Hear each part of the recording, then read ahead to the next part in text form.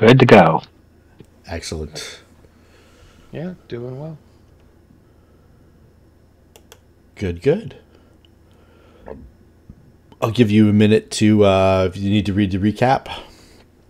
I was late posting it up, so I think Ray and Sky were in the room early. It might not have popped up for them. It's in the notes section now, in case you missed it on the message of the week. Yep.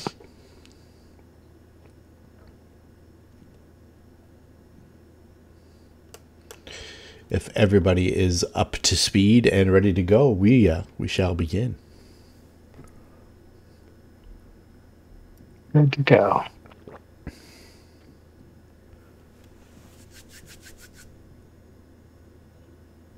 Okay, so where we Oh, at? yeah, the scrolls. That's right. We need to keep in mind the scrolls. Powerful otherworldly entity and protection against the summoned entity. Okay. Got it. All right. So last week we fought some more. We fought some rats. You encountered some more of the Slayer's Brotherhood.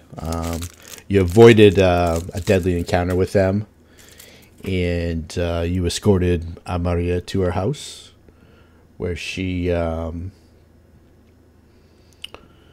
invited you in, invited you to stay for the evening. It was so dangerous on the streets, and she went up to check on her father. Sami went up, politely stood at the top of the stairs while Maria tended to her familial duties. Everybody else kind of made themselves at home in the mansion. It's quite a nice home. I'm not sure what everyone's backgrounds are, but this the home is pretty opulent for a lot of Lankhmarts would be odd. Probably a step or two above farmhouse, yeah? Yeah. You're looking at like a 3-story. I'm not sure about the square footage, but it's pretty extensive mansion with basically indoor plumbing and running water. A lot of amenities, and the like even like the banisters carved oak. The floors are marble on the first floor anyway. The woodwork on the shelves in the library, it's all hand scrolled and just lush. You know, it's there's nothing shoddy about anything in this home. And so you've made yourselves at home, and Maria said that she needed to go downstairs to get some wine. The father, mulled wine helps him sleep, and so she went, got the wine, came back up, and as she was doing that, Asami went to the library, and everybody was kind of kicking around, exploring, politely exploring. And when she went up to give her father the wine, that's when Asami heard a voice in her head, warning her that there was something about Maria that was she wasn't what she seemed to be, and that she feared some items that were locked away inside the vault. And the voice, which she learned was from a message spell, indicated a way to open the vault. So immediately she didn't. If it was the actual homeowner and he didn't sense danger, there's no way that he would even let them know about the vault. But he actually gave her specific instructions of how to open the vault and told her that Maria feared the items within the vault. He didn't go into any details about Maria, other than that she wasn't what she seemed to be. And then as Maria got upstairs, the voice stopped. And so she's been upstairs probably for the better part of a minute while everybody sprung to action. The vault was opened. A couple scrolls were examined. Zed was also examining a book of summoning, I believe. It was the demonology book that he was looking at. Yep, I think you're right. Tal went to, pardon me, Knock went to the stairs to keep a listen for Maria coming back down. And he could hear movement in the hallway upstairs, indicating she may be getting ready to come back down. And that's where we'll pick up this session.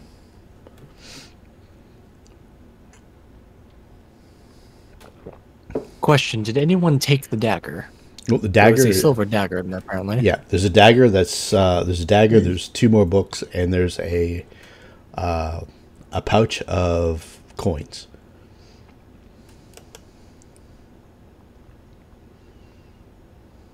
I would say no, so help yourself. Perhaps she fears the coins. We should, help alleviate those fears, make him disappear, right? Yeah, we should definitely...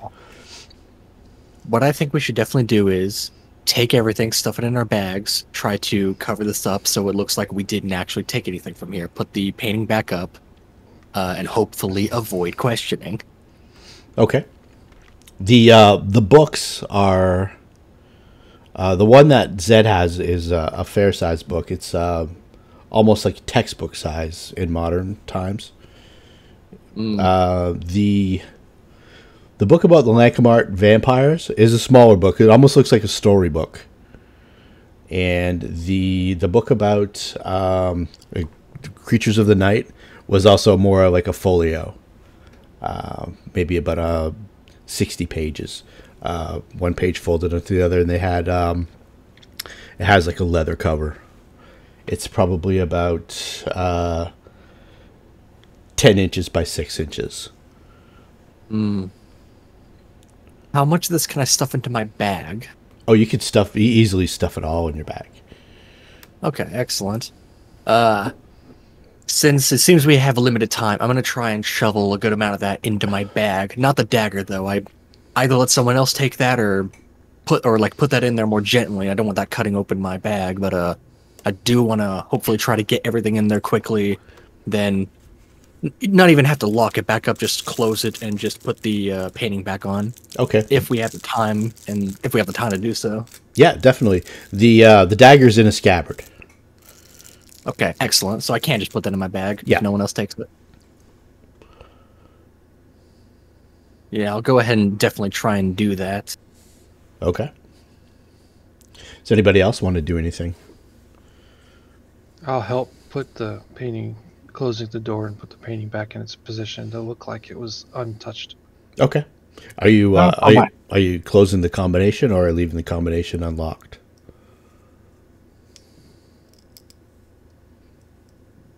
Hopefully we won't need to. Yeah, for all appearances, it seems empty. Is this a matter of rounds or minutes here? Because we heard someone coming down, right? Yeah, you heard her moving around upstairs. If it's a matter of rounds, we just gotta close it. We can't take the time to relock it. It's a fairly simple matter of just spinning 3 knobs. Still, precious seconds. Okay. All right, so you're pushing it closed, and then you're pushing the painting back into the closed position? Right. Mm-hmm. Okay. I'll just slip the book in my pack. Okay. Yeah, I'll put on my best poker face in case we get questioned. All right. I'm looking around the library for an interesting book that... Okay, yeah, there's interesting books pretty much everywhere. You just reach out and pick one. Sounds good. This one looks interesting. All right. Okay, you can hear Maria walking up the hallway towards the upper foyer.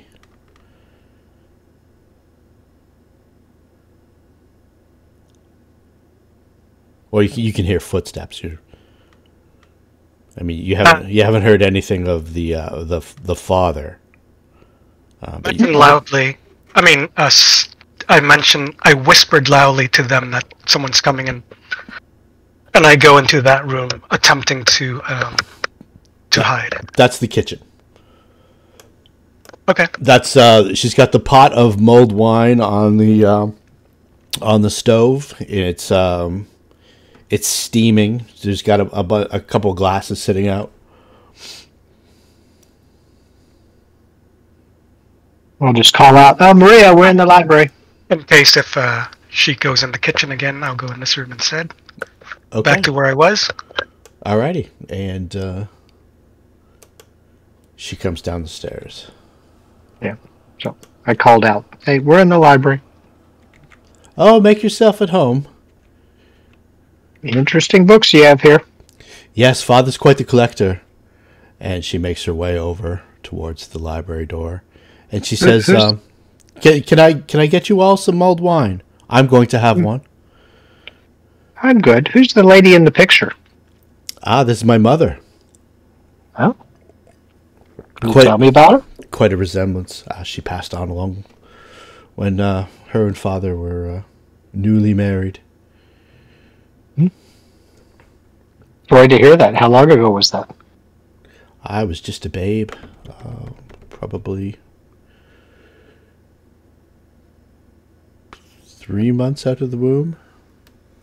I'm just thinking if she flips up and gives like 50 years ago. Yeah.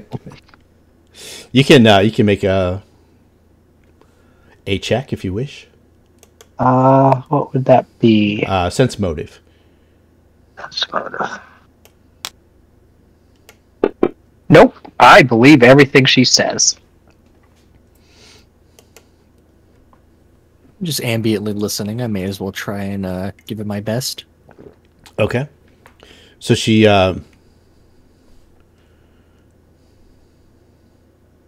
Not much. Nope. Okay. So she pops her head in and says, mulled wine, anyone? No, thank you. Take the chill off the night? Okay. Well, I'm going to have one. Did we get you here in time to? Yes, Father's resting rather comfortably. He'll probably sleep through the night. When he's had spells like this, it takes him a little while to recover. He should be better come morning. He'll be most appreciative, as am I. Did we collect a reward from her? No. Okay. Okay, so Maria Nock has come down the stairs, and she's made her way over to the library. So from your vantage point, she's about 30 or 35 feet away, and it's about a 15-foot jaunt to the stairway. If she was to turn around at any point in time, she would probably see you. Did has she served them the drinks? She said she was gonna go get the drinks, right? Yeah, I can hear that, right? Yeah, they shouted that they were in the library, so she's going to see who wants one. But she'll be making her way over to the kitchen momentarily. You imagine. Stay and just kind of listen to her movements before my whisper. Okay, sure thing.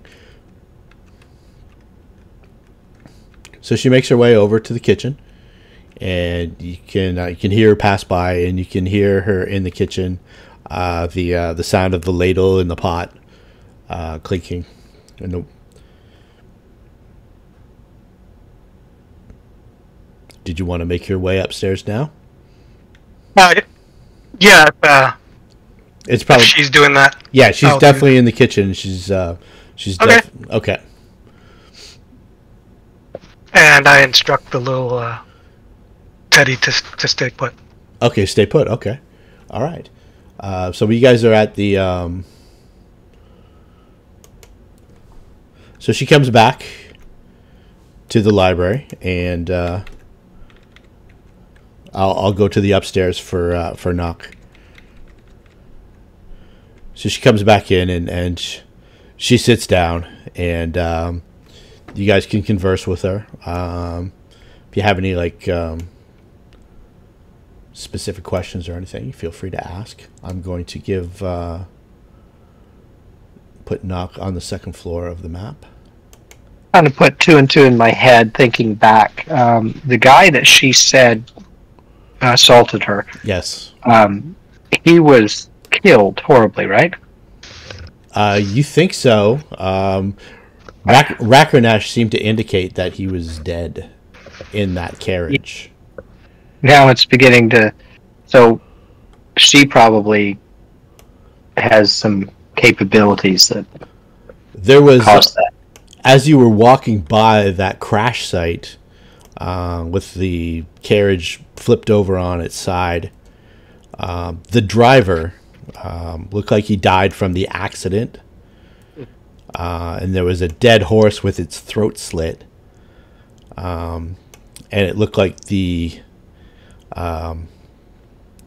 other horse that was attached to it, you encountered that one, and it looked like it had pulled itself free and was relatively unhurt up until the point where the rats attacked it. You didn't actually look inside to the carriage. I'm just trying to play in my head if the horse's throat was slit, then it would be a knife or claws or something, right? Yeah, it definitely looked like a knife. Okay. All right. I'll carry on. Okay, so I'll contemplate. Nock, I'm going to send you I'll send everybody the second floor map. I'll put Nock on the second floor. I'll give you an upstairs description.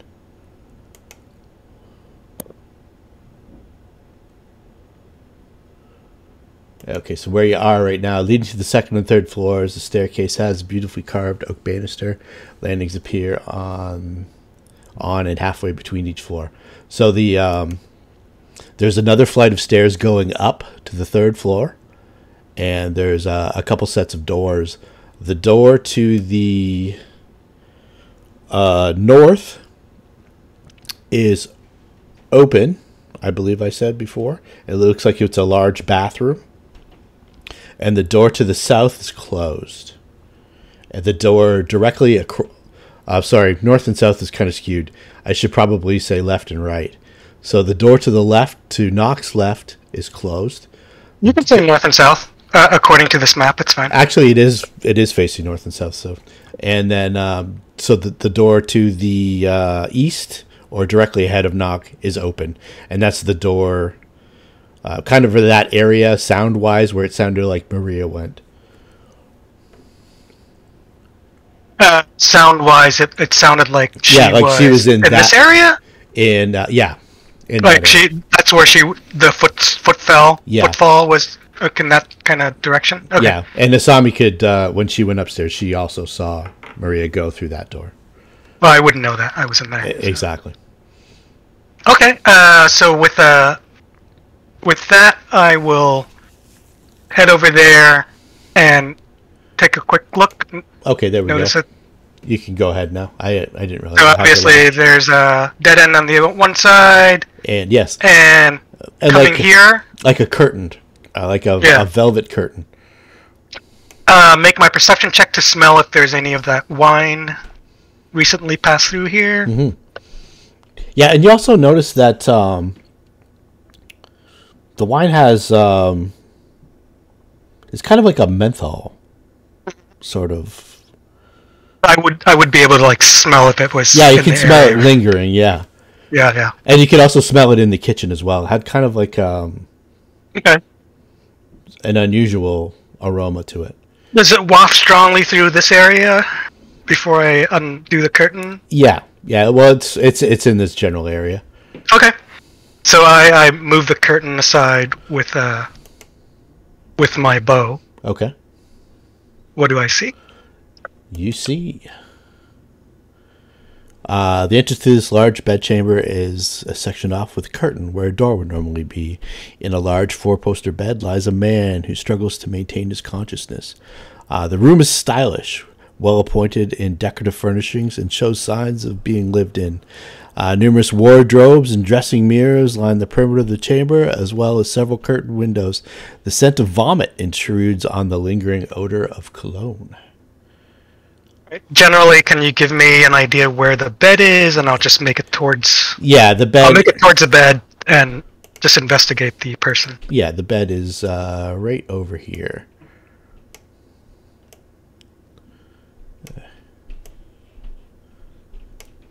Come on. Yeah, just right over there. That's good.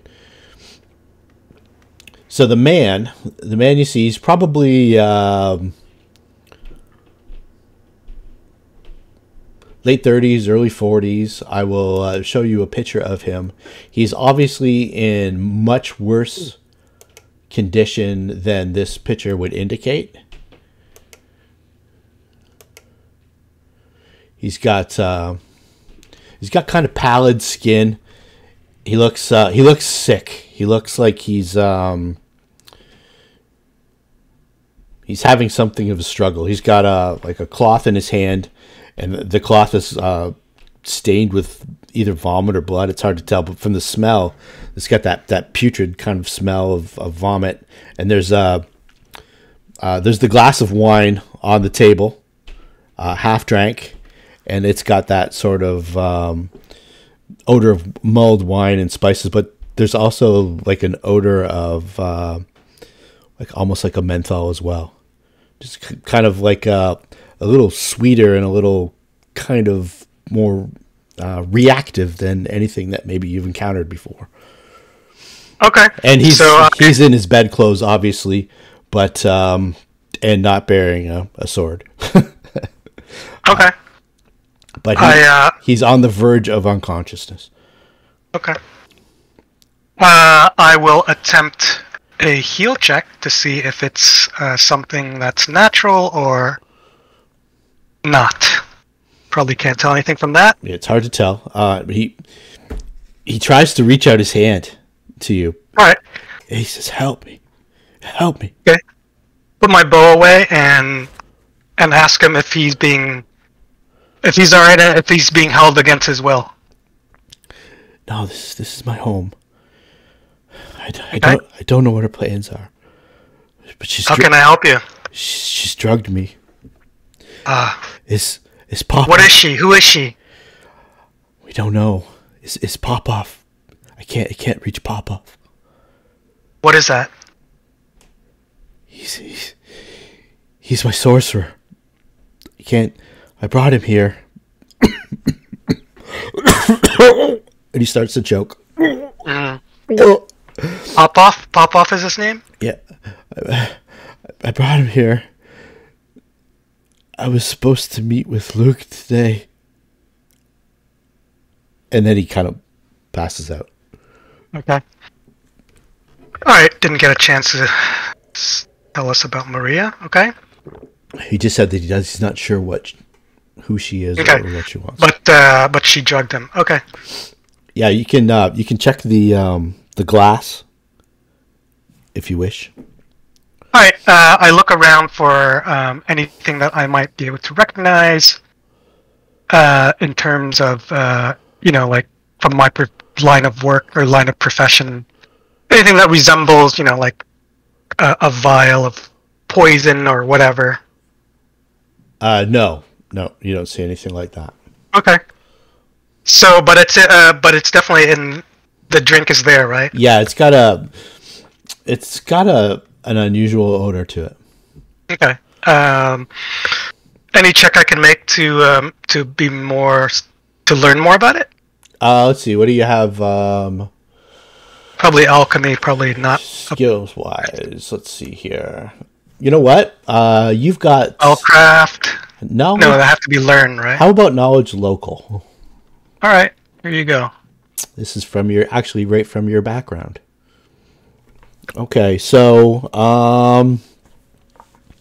with that, in your background that you described to me, you had encountered the drug trance. Oh, that's right. Okay, so it's seems similar or has similar characteristics? Yeah, you haven't. You couldn't identify it completely, but right. This might have something to do with that. Okay. Okay. With that, I don't think I can do anything to help this guy to get out of it because my heal check gonna suck there. I will return to the party and see if we can unearth who Maria is. Okay. So let's see here. Meanwhile, downstairs, Maria is beside nobody. She's kind of sitting across the room. And let's see, we'll put you back on. So give them a couple minutes, Knock, but I'll put you back on the map on the stairs. I'll let you do your sneak down or whatever afterwards. So Maria's sitting in the room, and she says, "Is there anything I can get anybody? Is there? It's been a harrowing evening. A couple of you are probably still hurt from those battles. Does anybody need like a bandage or does he need to use the washroom or anything like that? Or I need something, and I walk in. Oh, absolutely. What could I do for you? I need to know why you are drugging your father. What do you mean? He is unwell, and he said you have drugged him. Yes, this is medicine. That's not the impression that I'm getting. Who are you, and why are you here? I see. And I look over to my allies and say, we received information that you're not who you are. I see. And who did you receive this information from? And then I don't say anything, and I just knock an arrow, and surprise attack. Oh, okay. Let's see what happens. I was hoping. Okay, never mind. Let me change Maria to hostile so we can have a proper fight. I was All right. I was considering trying to defuse this, but so put flat-footed on her Yes. as a swift action. Oh, Let me do that. Effects. Flat-footed. Consider it done. all right. So since I'm next to an ally, I have a penalty on my attack, and I am point blank. You have a penalty because you're next to an ally? Correct. Is Really? that not when the enemy is next to an ally? No, I have a thing. He's got a thing. Oh, okay. We've all got things. Oh. Yes. Right. Okay. Yes. My apologies. I thought I was firing into melee. That's No, all right. His thing is he likes to attack people without telling us. Yeah, I was considering. I was considering just like saying like, "Are you sure he's not just delirious, trying to calm this down?" But nope, a little too slow. It seems. So she's gonna call out. That's a warning shot. Tell us who you really are.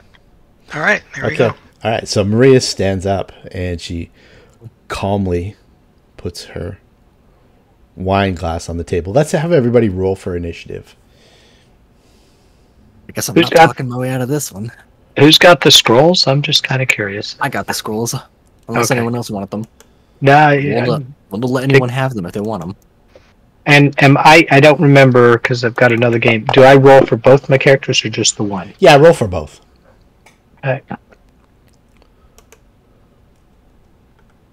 Good roll. Ooh, nat 20. Nice. Good roll.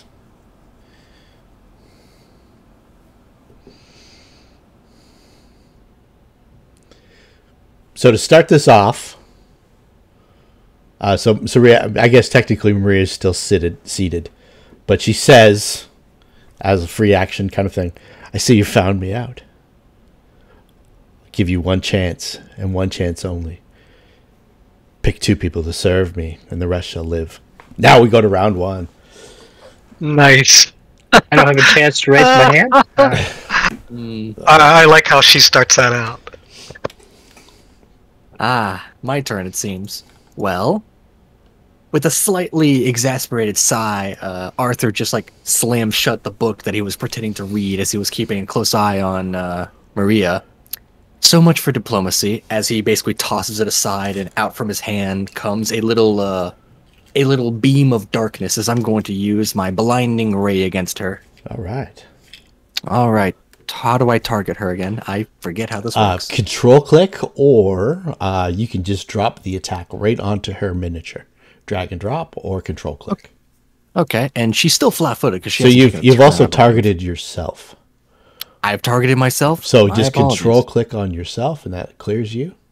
Yep, she has a flat-footed condition on her. I believe I am not targeting myself anymore. No, you're still targeting yourself. We've got targets. Still... Arthur and Maria. Am I now targeting myself still? Nope, you're good now. Clear. Okay, excellent. Clear. Very unproficient with this. My apologies. Oh, no problem. I'm probably not much better. It's been a while. Firing my beam of blinding light, or blinding darkness, and that is a 12 to hit. I believe that hits. She's going to be blinded from as the little darkness strikes her face. It seems to conceal a good amount of her face as her eyes are completely covered by the darkness, and she is now blind for one turn. One round. Are there any saves or anything like that for that? There's not. It's a ray. It's a ranged touch attack. Okay. It just happens. And I am going to take another step back a little bit just to earn a bit more space between me and her, and end my turn with that. Is there any other notations on that, like say your fear spell has got like mind affecting or anything like that? That doesn't have anything, any other conditional, the blindness or anything like that? Just says blindness, supernatural, or X. Okay, yeah, this is a supernatural ability, but it's not a fear effect. It's just a thing that happens. Yeah, it's like the illusionist blinding ray. Yeah, it's not a mind affecting thing. Nope. I don't think it's technically even an illusion. I think it just happens. Yeah, it's the same. Yeah, supernatural. That do not rely. Supernatural things are cool that way. Yeah, cool. I think it's and I'm going to end my turn with that. Okay. I hope she doesn't have blind sight. So Maria puts her arm up over her eyes like, you blinded me. And as you do that, or as she does that, you can see she has a pair of fangs. Fangs have grown where incisors were. It's almost like a hiss. I'd recommend taking the opportunity now. I'm going to just alert the rest of the party. Zed. All right, I reach over to the guy's wrist where she has several strings of leather, like, what do you call them? Friend bands or something. Mm-hmm. I mutter something. That should have put mage armor. Yep. Okay, so I put mage armor on her. Oh, I think she might already have it. Oh, does she? I'm pretty sure you put it on her before, and it's still in effect. Yeah, it's still in effect. There's like 384 more rounds. Oh, well, in that case, I'll do an acid splash on the young lady. Let me unclick her. Okay. Click her.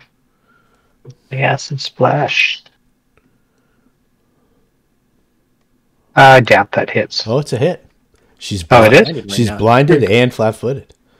All right. Well, there you go. Here's a couple of points. Yes. And let's see. I think I clicked that I'm done, right? Or yep. Where do I click? At the bottom of the combat tracker, there's a little arrow that says next actor. Okay, got it. So as the little acid dart strikes her flesh, it starts to burn through her shirt or through her cloak. Does it seem to do damage to her, or is there DR on this? It hurt her. She okay. Yells in pain. Hey, we're not supposed to know about DR. We're first level. I'm studying in the magic school. We probably have a vague idea that certain creatures are just really resilient. Yeah. We wouldn't call it DR, though. Yeah, exactly. All right. And by the way, I did not stand up. I stayed in my chair. Okay. All right. Anything else before I go? Go for it. Okay. Across the room and call out to Teddy when she is on her turn to come in. Okay. Point blank. Turn off that effect. I'm no longer next to an ally. Okay, everything is set. Take another shot.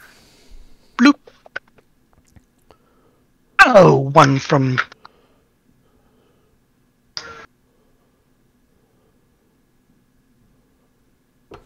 All right. And then with that, she'll say, "Whatever you are, creature, we'll get to the bottom of this."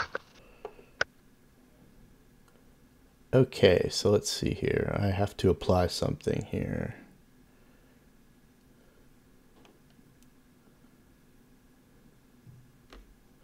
Yes.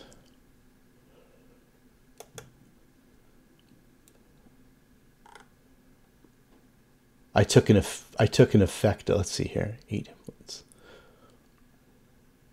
32. What I'm going to do is I'm going to reload Maria. She's got 2 hit points from Alex, and it's initiative 13. So let's see here. I took an effect off because I didn't know what you guys could see from her. There we go. Wasn't really paying attention. That's all right.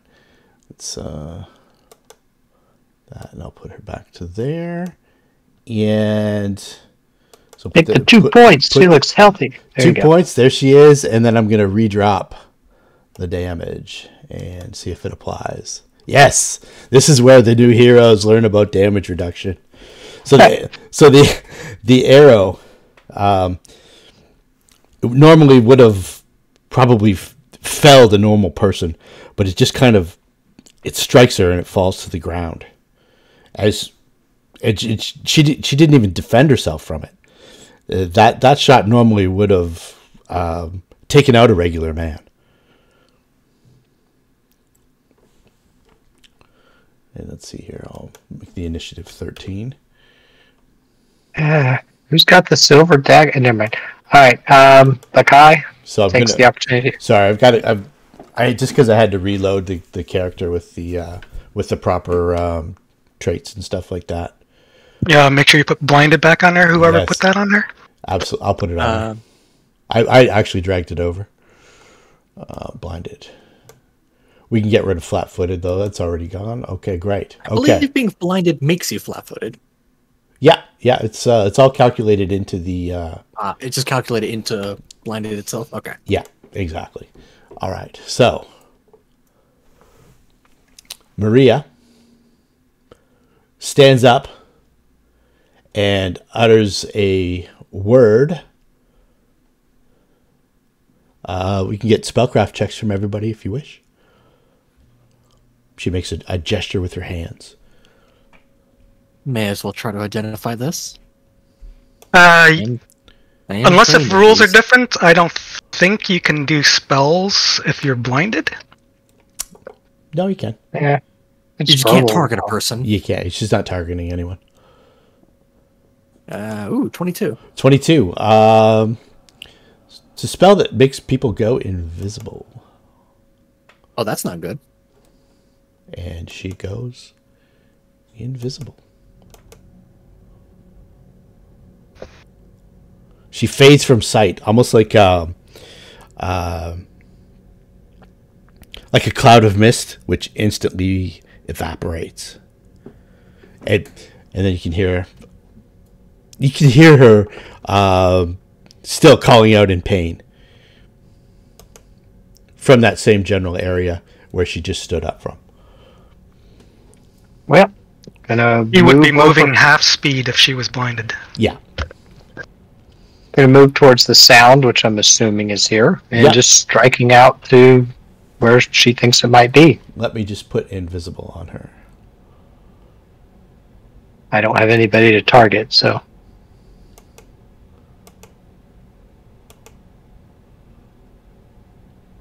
I believe that unless she tries to hide, we still know the general location. We just have a lot of negatives to try and hitting her. Yeah, absolutely. Okay, so you can.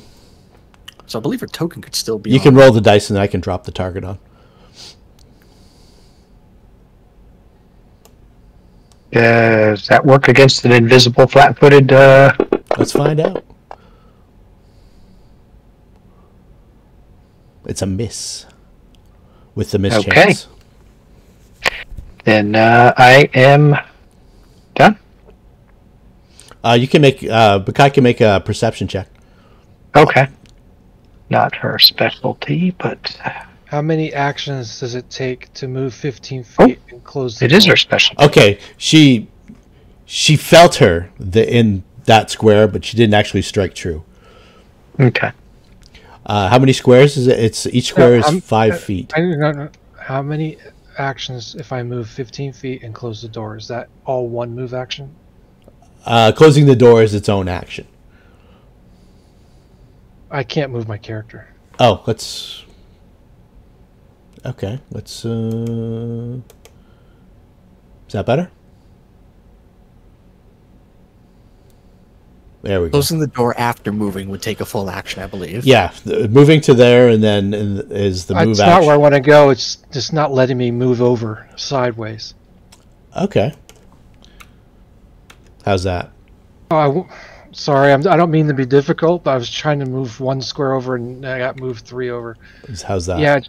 Yeah, and close the door. Okay. Door is closed. And since that's all my actions, that's all I can do this time. Okay. Don't understand why moving the token's so difficult. Yeah, I don't know. Close the door. Have you been lagging? Experiencing lag on your side? I have not experienced it. Doesn't mean it's not happening now. Are you Yeah. are you dragging it with the mouse or are you Yeah, that's how I normally do it, and now I can move it just fine. Okay. Weird. Alas, do you want to Sorry. close it now, or do you want to ready to close it after? Yeah, the door is closed. I Okay. wanted to close it immediately when she went invisible. In Okay. case she had movement to leave the room. I want her in this room so we can deal with her. Okay. Yep. I'm assuming she hadn't moved out yet. Hmm. So maybe I'm wrong. I don't know. No, Bakai can feel her right next to her. And I assume that meant move action and a standard action and all that to close the door, so I don't think I have anything left. Yep. I guess no, I still couldn't draw a weapon, so. Yeah, actually, is your No, base attack. Yeah, we're Yeah. first level. We Yeah. don't get to draw a weapon for free on the move. Because So- our BAB is 0 right now. yeah. Some people have +1. Now it's Teddy's turn. Yeah, probably a martial class. So Teddy's locked out.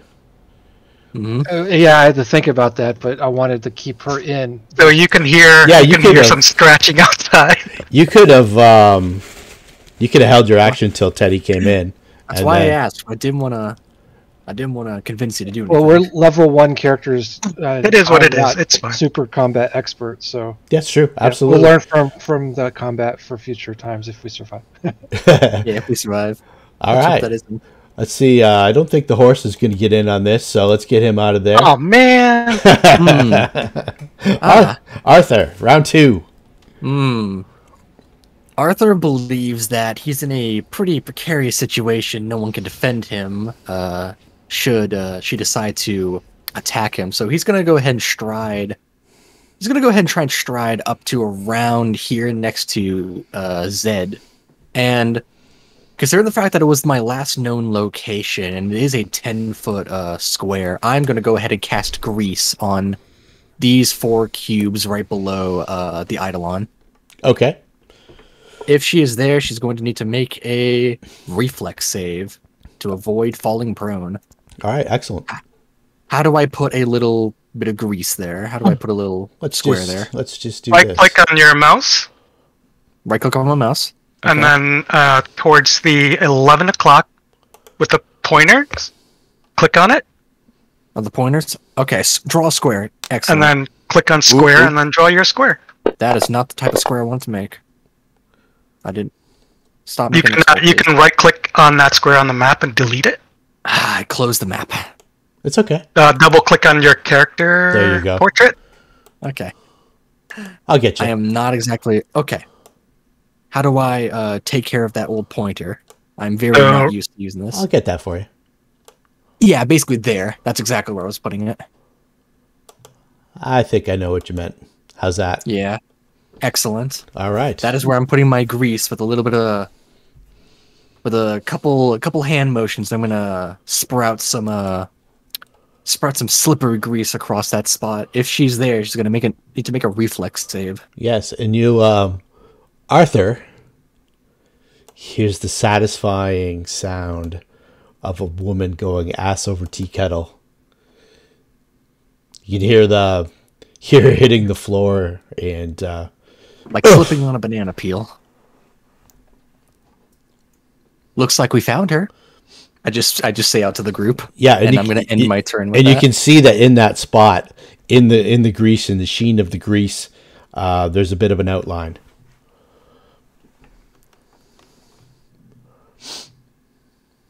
Well, you know what to do now. I'm going to end my turn with that.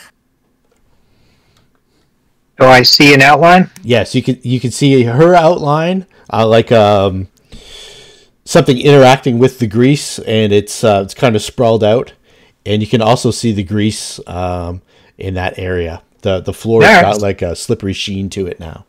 Also, Nastic's here. Hello, everybody. Hey, Naz, how are you? I'm good. I stand up, I cast my spell, and I am done because I missed.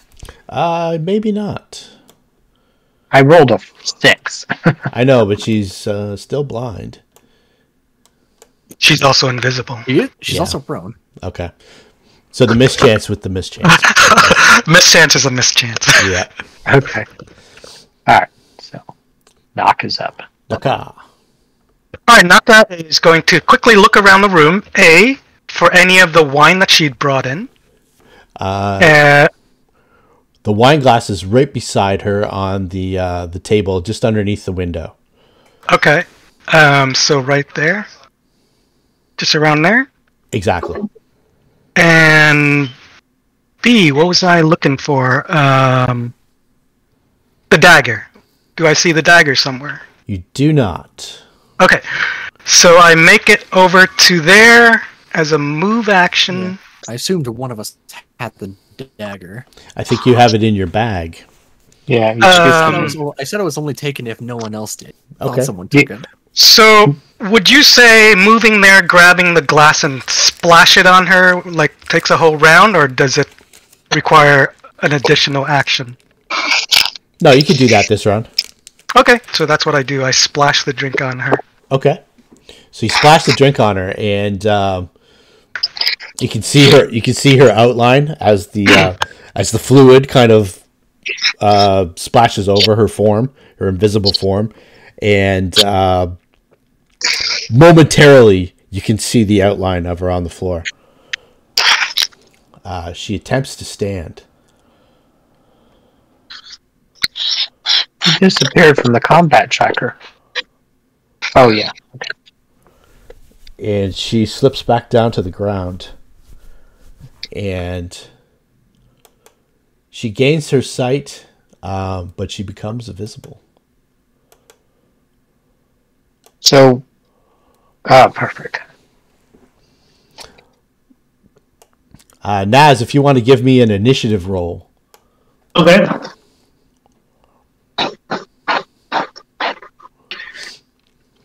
All right, Bakai is going? Yes. It's probably a hit. Yes? Yeah, it's definitely a hit. Okay. Okay. That's it. I am done. That shouldn't be 7 points of damage. What am I doing? It's a D8 plus strength. Yeah. Which is 3 plus 4 plus is 3. 7. Partially resisted, damage 7.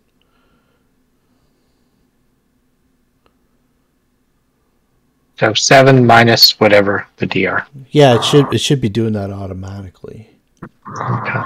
I'm okay if it's not. Actually, I think it might have. Even though it says damage 7, I think because you'd done 2, 3. Yeah, it's fine. Okay, it's doing it automatically. Okay, I'm done. Okay, Asami. Standard action to Bardic Inspiration. She's going to make a statement, trying to be somewhat silly. Okay. some kind of comedy. And that should have everyone targeted and giving you... Now, these are listed under separate line items, the +1 attack and damage, and then also the versus charm and fear. So I can hit both. It counts as one use, correct? I think so. I think it's all the same one, isn't it? Yeah. Okay. Okay. So there you go. It's one use of inspiration. And as a move action, I'm going to reach into my pouch and grab some chalk. Okay. Excellent.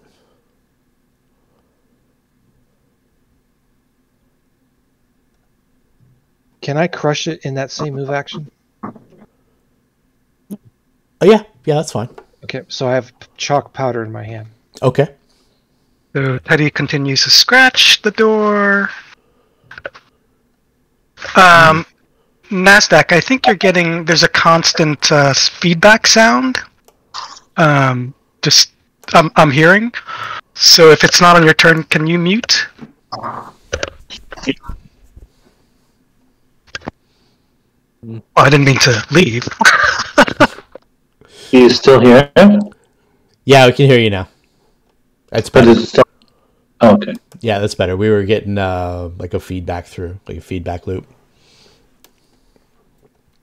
Alrighty then. All right, Arthur. Okay, since it's Arthur's turn, Arthur is going to take off his backpack, put it on the ground with a nice thud as he's going to reach in there with his move action and pull out the, basically grab the sheathed silver dagger. Oi, catch! I'm going to basically toss it over to Bakai so she can have a better chance at actually damaging this creature. Okay. Bakai can't use weapons other than a. I can't use weapons, But he does. He does it. Well, it's okay. I don't know that. Yeah. That's Why would I know that? You can only use one weapon. We'll explain later. Okay. So he tosses it over to Bakai. I know that. What does Bakai do when the weapon's coming at her? Attempts to grab it. Okay. So we'll resolve that on her turn. Okay. Does that take up my whole action? Yeah, you have to retrieving an item from the backpack is you can move. I don't know if you have any move. No, I think that's it. You Retrieving my move to... Yep, and then you throw that thing. That's standard. Yeah, that makes sense. Yeah, retrieving it's a move, and then actually giving to someone's an action. Yeah. Okay, just confirming. Yeah, that's going to end my turn then. I'm going to hope that's fruitful. Probably won't be. Okay, Luna. After your long night on the streets of Lankhmar, chasing down slayers from the Slayers Brotherhood, you finally make it to the address that you think, and then you see a horse parked out front, which you haven't seen all on the streets or anything like that. You see, I'll give you the description of the house. Let's see here.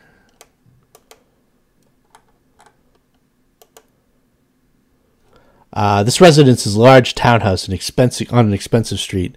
The front of the townhouse has 3 sets of steps that lead to raised doors. Each door is separated by a decorative wall carving from which hangs a heavy iron cast lamp that is not lit. Each of the wall carvings is 3 stories tall and stretches from the ground to the roof. Each of the wall carvings depicts a tableau of mythical creatures entangled with one another. Which one of the 3 doors are you going to try?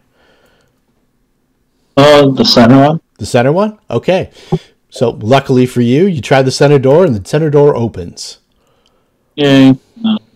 And you move in, and you see the little badger companion of Nock scratching at this door to get in.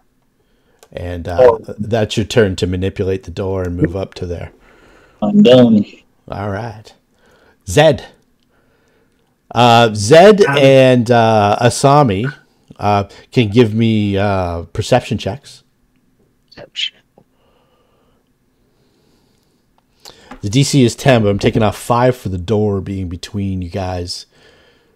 Okay, so Zed hears the front door open and footsteps running towards this door here. That's closed.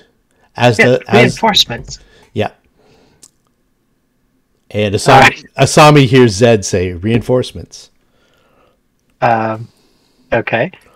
I don't know what's out there. You know what? I would probably go and help hold the door. I don't know better until I hear a voice. So that's my action. Okay. That's there we go. Knock. All right. Knock. Speaking to the creature or whoever the attractive young woman is. Whatever you are, she is your biggest threat. Pointing to the to Bakai. And what that does is Bakai is now my scapegoat, and an effective scapegoat goes on the attractive woman. And if the woman attacks anybody else but the Eidolon, it's a -2. Okay. And then if the target is a scapegoat, it balances out by giving her a +2 to attack the Bakai. So it essentially netting to 0 Okay. if she attacks the Eidolon. So does that make a spell failure? Does that make sense? Yep. Yeah, and she minus has two a to technically one 10% of them. chance of spell failure if she casts spells not directed towards Bakai. Oh, okay. Interesting. Alright, so that's a swift action. And then she is going to take a shot. All right.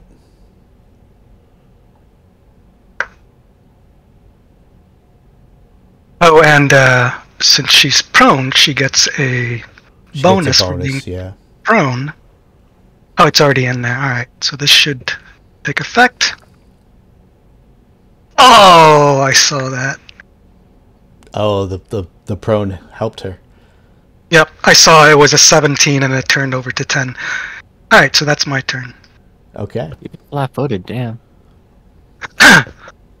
Let Teddy in!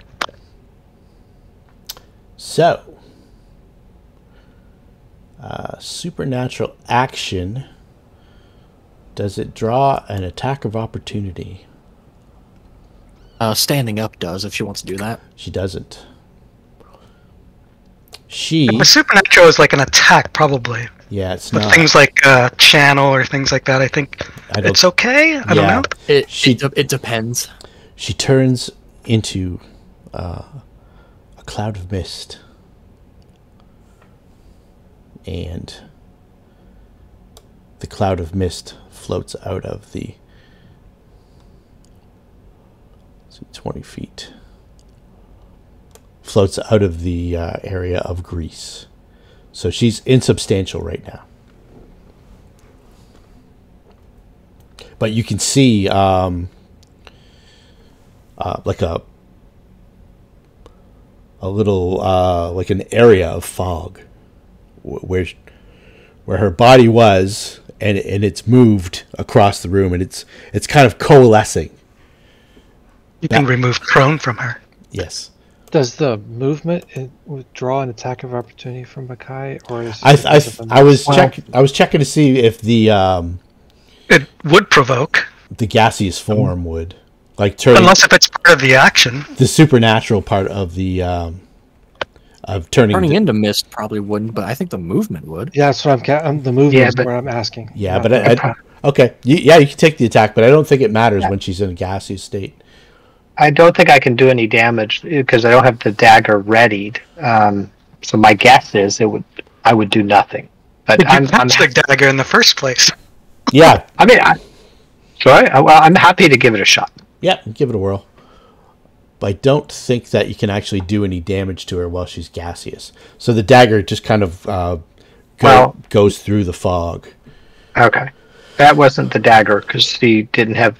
It was tossed to her, so I'm assuming she'd have to prepare the dagger by pulling it out of its scabbard. Okay.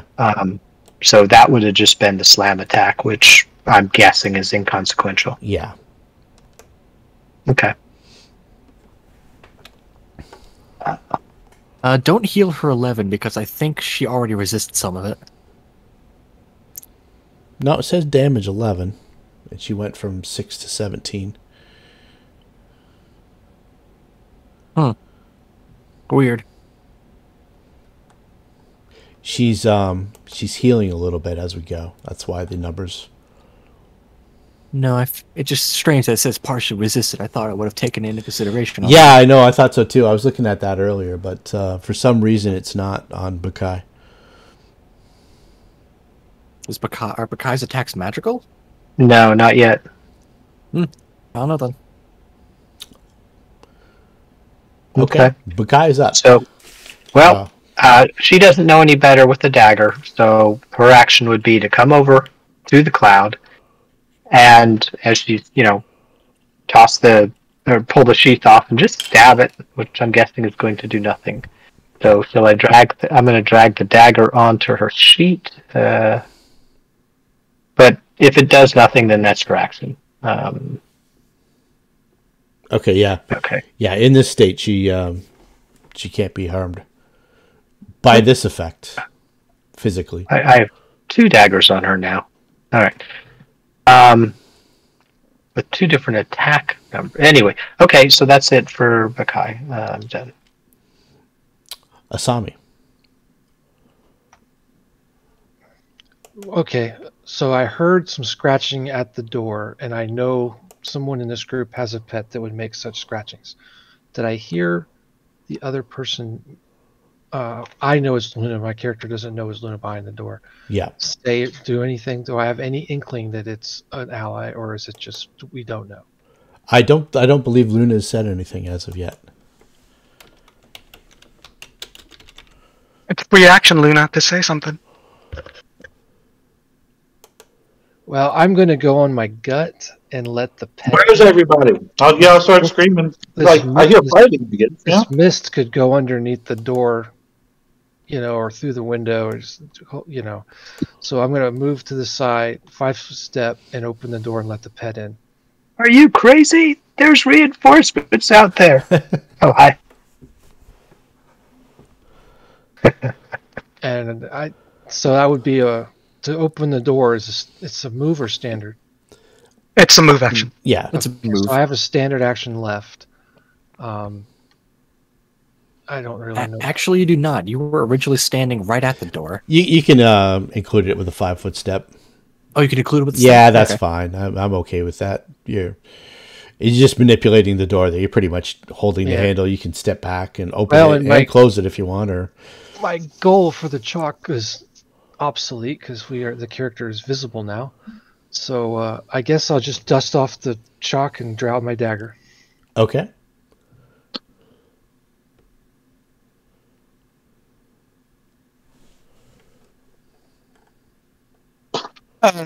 He will run into the room, and I'm going to whisper a question.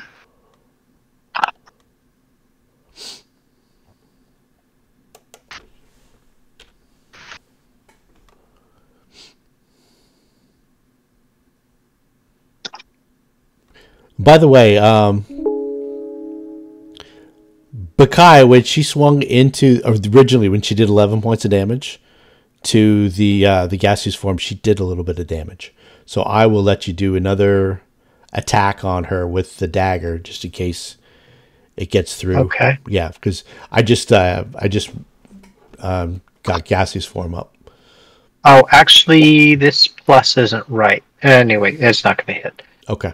I'm looking at this. It's saying +5, but I'm not proficient. If I look at the weapon in Hero Lab, it's a 0 plus whatever bonus the bard gave me.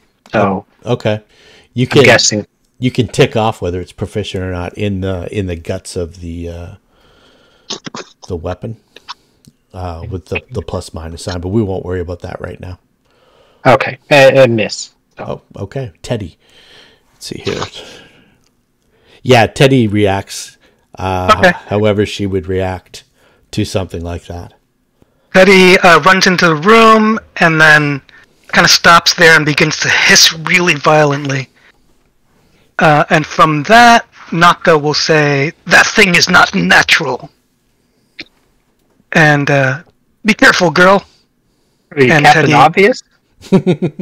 And then Teddy, well, I think in game, no one really knows what it is exactly at this point. Yeah. I said she stink, and she turned into a fart. So These physical attacks do not seem to be working against her, but we do not know if magic works against her. I'm going to go ahead and ready up my good old blinding ray, and I'm going to try and fire it towards her. Let's hope this has an effect. With a 2, it does not. Okay. There's a miss. Did anyone else see the in-game comment capture the mist with the bag? That's yeah. Don't worry about it. Because seeing that my attack has failed, I am going to do the next best thing. I'm going to run away. Okay. And end my turn with that. So you stay out of the grease. You know the grease is there. Oh, of course. I'm standing there in case she wants to manifest in front of me. She might get hit by that grease. So Luna, you can see the crazed wizard who made herself large and took down a slayer. She burst into the room. Wait a second. I think the mist is... It's no more minutes. Okay, it's still there. Yeah. I thought it was minutes. Okay. So what's all the hubbub, Bubs? You can see that they're seeming to gather around. It's almost like a cloud of mist. I'll give you the description of the room. Everybody seems to be in the midst of combat. With the exception of the window space, the library walls are covered floor to ceiling with bookcases. The volumes are all leather bound and look expensive. 3 windows, one looking out over Gold Street and 2 to the lane southeast, are shaded with rich velvet draperies. 2 large couches facing north and south, and a collection of polished wooden tables strategically placed throughout the chamber make it appear most comfortable. Several of the tables have several rows of drawers. The east wall is broken up by a large painting of Maria wearing stylish yet outdated clothing. And Maria doesn't seem to be present, but everybody seems to be eyeing down this. It's almost like a small cloud of mist. Okay, should I attack the mist people? Yes, attack the mist people. We're all attacking it. You can see that it's got our attention. You got something better than regular weapons, sure. Yeah. Well, That's what my character would say. whatever. Boom. And then this.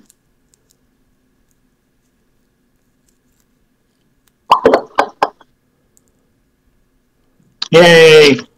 Hey, got through. Okay, Nice. so yeah, into the mist, and you don't get a reaction from the mist, but All right. you could feel something tangible within the mist. How's that, Zed? Right, well, I doubt that hits. So, you know, yeah, that's it. I'm done.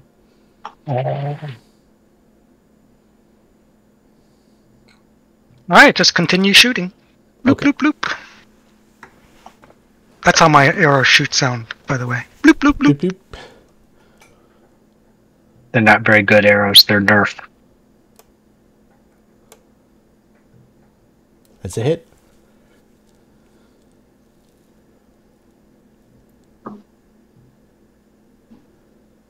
All right, you guys are doing good damage.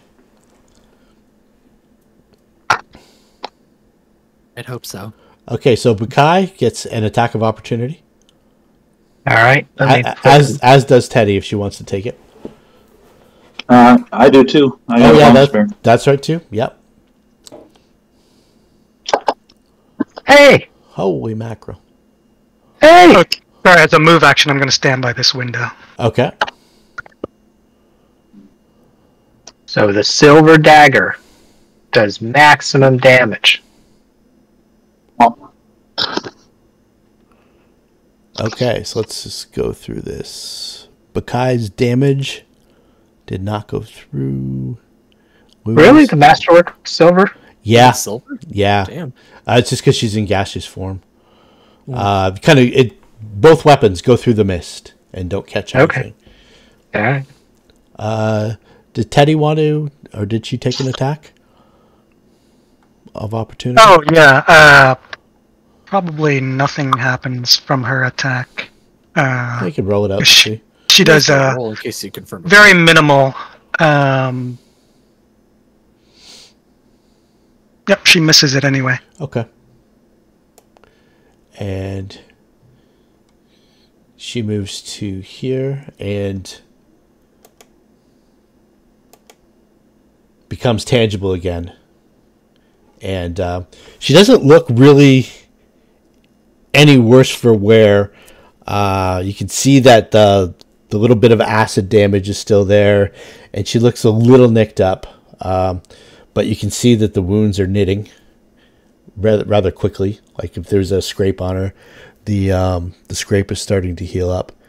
And she says, "One more time. 2 stays to serve me. I don't need to kill you all. The rest of you can live through this night." Bakai. Oh. It's Eidolon time? Okay. Yeah. You will know power greater than you've ever felt. She hates this damn dagger, so if somebody comes near her, she's going to hand it off. Okay. But in the meantime, she's going to use it. Let me put the modifier of -4. She can just drop it on the floor. But I feel like it's going to do some damage. Why can't I do a modifier? Modifier -4. There we go. And now we roll. Okay. Guessing that's a miss. Yeah, that's a miss. You know what? Is the bonus small is because you're not proficient with it? Yes. Yes. She's going to kind of toss it back. Luna looks like a martial character, right? Yeah, Luna has changed herself into a giant and has stabbed with his spear. Like not done some beatdown. Yeah, you've seen Luna at one point change herself into a giant, and then she's not giant now, but you've also seen her run a slayer through with a spear, which she seems to be using to some effect now. She's Bakai's going to hold the dagger out in case Luna wants it. That's her turn. Like 5-foot step and close the door, and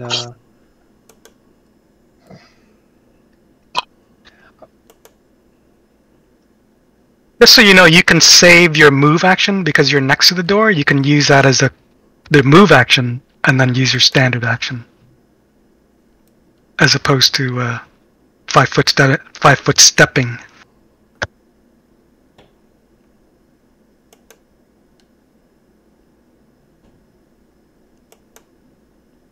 So you're just going to close the door with your move action? no, I'm sorry. I'm having trouble getting everything targeted. I'm not as efficient with this as you guys are. Sorry. Oh, that's okay. It's just control click, or if you're targeting everybody on your team. Oh, you're doing it on the map. I think you're doing it right. Yeah, I got it now. Yeah. I'm going to resume. I have to spend it as a standard action to start a new performance because I didn't do one last time. And so there you're getting the bonuses, and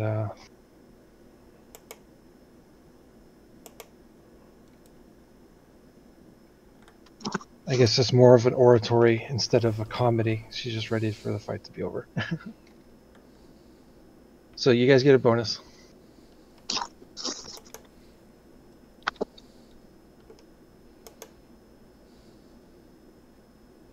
Teddy.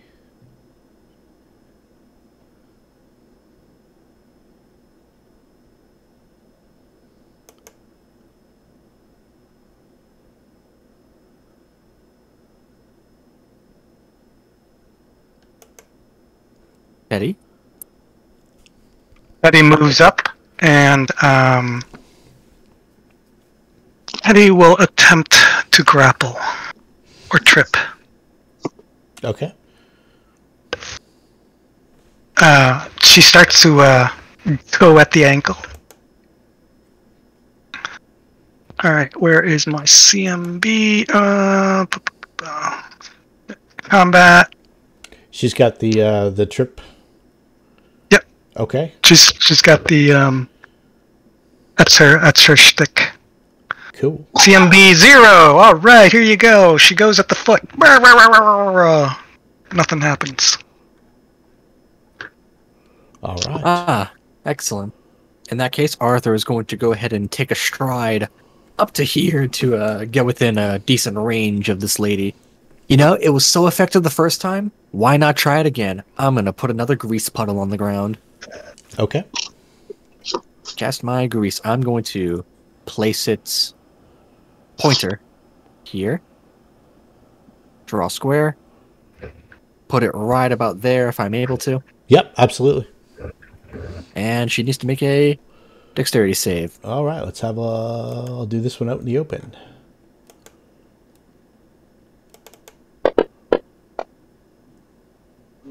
She keeps her feet this time. Yeah, that is a success. Yeah, she keeps her sure foot.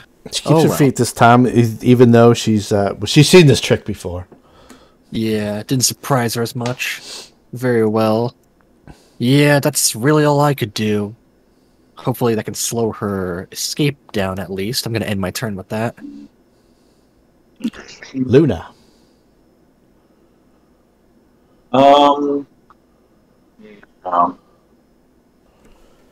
The door is closed, right? Yeah, the door at the top of the where Asami is closed. This is a window that's out looking over the street, but there's a curtain in front of the window. Bakai's also offering out the silver dagger that she has, if you care to take it. Do we know that? Can I do a knowledge on this lady, or she just looks human? What? Yeah, she looks human, but you saw she was mist earlier. Yeah, you saw her change from mist to corporeal. Do you have knowledge religion? Yeah. Okay, you can make a roll. Or maybe he can perceive the fangs. That might help. Yeah, you can perceive the fangs, but that's not going to identify her. Some sort of supernatural creature that you suspect is undead. Oh boy.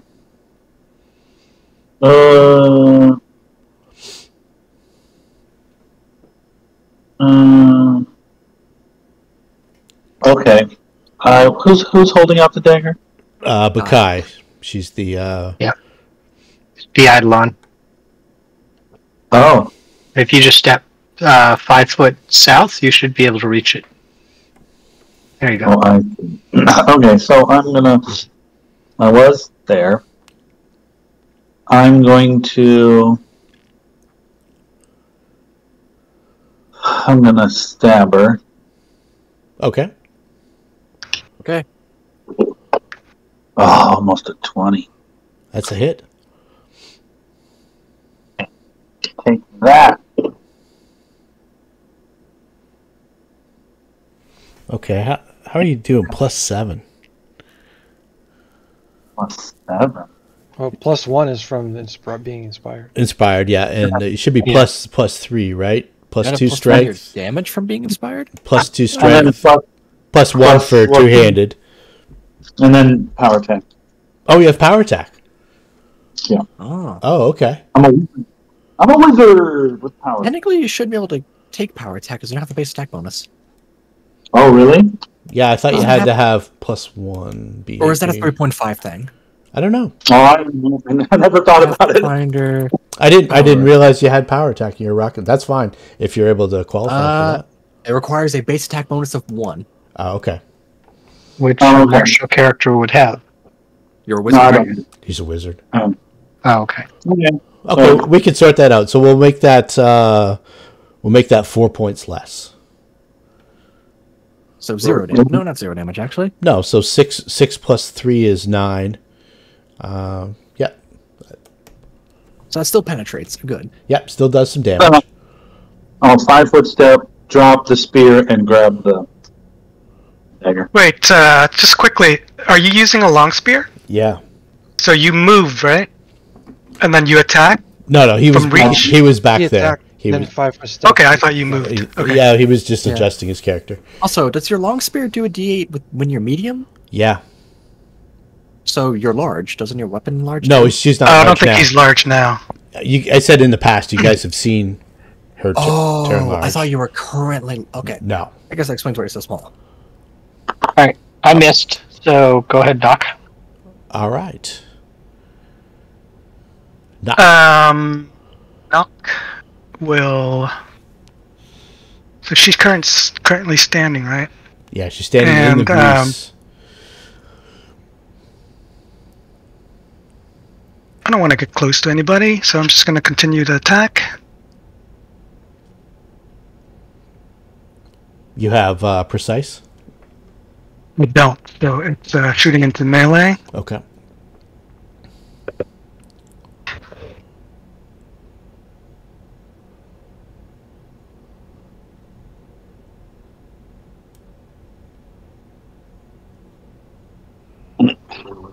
All right. So what's the rules for moving out of the grease, Arthur? Let me go ahead and check real quick. If you attempt to move out of the grease, Reflex. a creature can walk. It's not reflex. It's only when you're. You only make the reflex save when the spell is cast. Yeah. A creature can walk within or through the area of grease at half speed with a DC 10 acrobatics check. Okay. Failure means that it cannot move that round and must then make a reflex save or fail. Okay. And if you fail the acrobatics by 5 or more, you automatically fall. Okay. So she can't 5-foot step. No. Correct. I think it's considered difficult terrain. If she tries to 5-foot step, she'd still, even if she could 5-foot step, she'd still be walking within or through the grease. If you move half speed, that means usually it's difficult terrain and you can't 5-foot. Yeah, exactly. All right. So she's going to stay in the area. She's going to make one attack at Bakai. And then she's going to roll a reflex save at the end to see if she falls. It doesn't say it's difficult terrain. It just says you can move through at half speed with a check. Yeah. But to move, if she was going to move at all, it would draw AOs. Yeah, fair. It appears you hit. It seems that someone's dying. 5 points. All right. 5 points. So that's 7. All right. Good. All right. Not happy, but good. Okay, and slightly.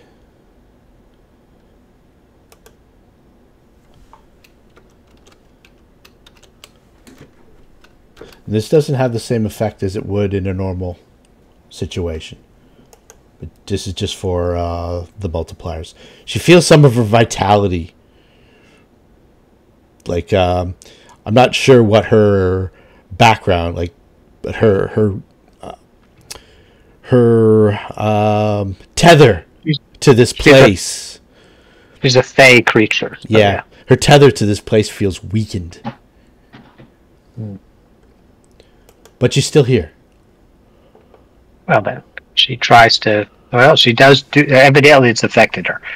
All right, she's going to 5-foot here just to kind of cut off a little bit of area, and that's it. 1 second, I did forget to roll the reflex save to see if Maria fell at the end. Okay. Because she did end her turn in the. Does she? I don't think she does that. Creatures that do not move on the turn do not need to make this check and are not flat-footed. Oh, okay. Alrighty. No, I don't think. No. Okay. She only makes the reflex save if she tries to move or if she starts. When I cast the spell initially. I got you. Her end of turn does nothing. Okay. Asami.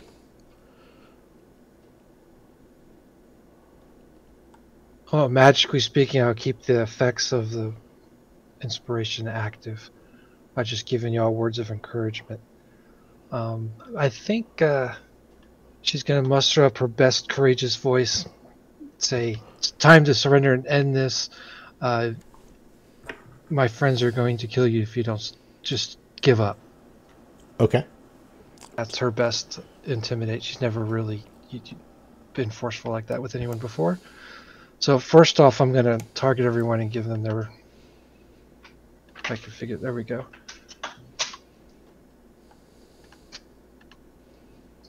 Okay, you got your stuff for one more round. I am running low on that. And then for skills, that is her pretty sad attempt at intimidate. We'll see if it's successful. I guess I have to target her, right? Yeah. Or you could just roll it. I think I know the DC for her to pass.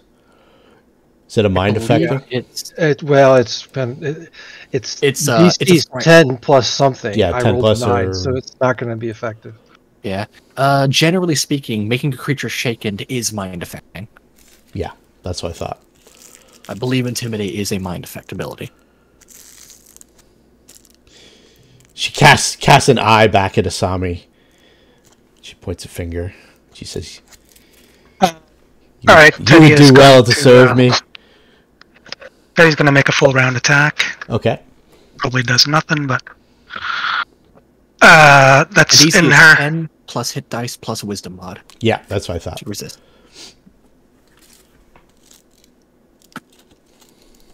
Is there a delay, or did that roll not go through? I didn't see anything come through. Maybe it's a delay. There's something coming through now. We've got a 7.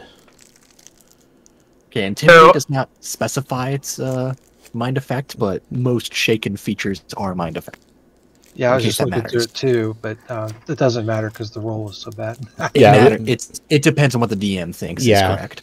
I would let it take effect. It's not an actual magical fear effect, so it's like an intimidate. Yeah, I would let it take effect. If it doesn't specifically say, then it's in play. There's Teddy's second attack came through. Right, so on a miss, Noka's gonna shout out, just help him! So the next attack, whoever attacks will get an aiding attack, a +2. Okay. So just let me know who is going to do it when you attack, and I'll drop. Just add 2 to your attack. Yeah, that's the easy way to do it. Aid another. I think it's Arthur's up next, but he's not the attacking type. Unless not generally. I do have an attack. You have an attack, yeah. I have an attack. However, I also have a decent intimidate. You did say, did you confirm that using demoralize was not mind affecting? It would be kosher? Yep. It doesn't specifically say that it's a mind affecting effect, and that's cool. Excellent. In that case, I am going to just ask her very bluntly, are you really so eager to die? With a 17 to intimidate. All right. She looks slightly worried. It only lasts for 1 round, though. Yeah, I rolled kind of low, unfortunately. And with that, I am going to, clicked on the wrong thing. No, I'm shaken. I went to drop it on the tracker, and it moved. Yeah. You're so effective at it. And with that, I'm going to move back to my very cozy and safe little patch of grease between me and her, and end my turn with that. Okay. Luna, with the silver dagger in the library.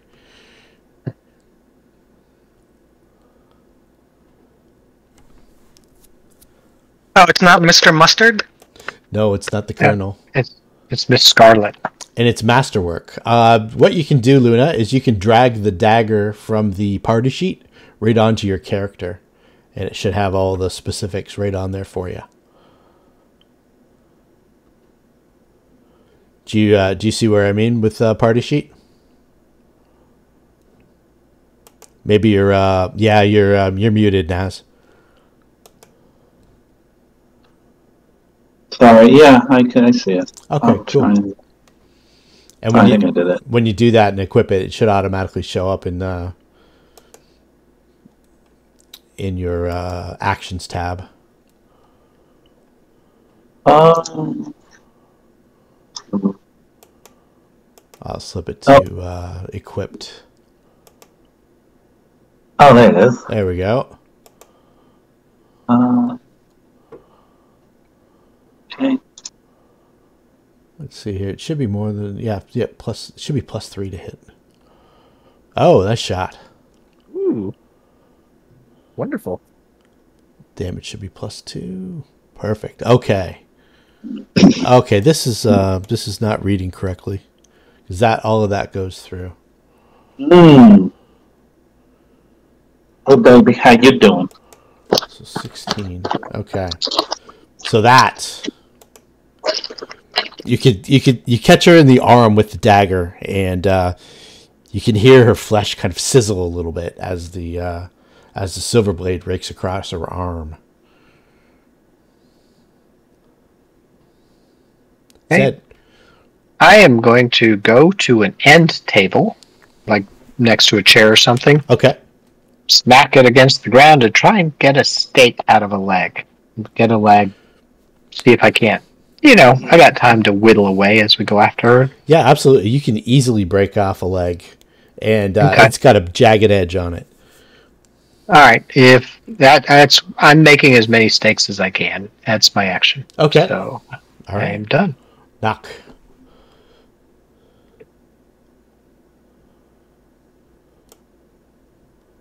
Knock will continue to shoot.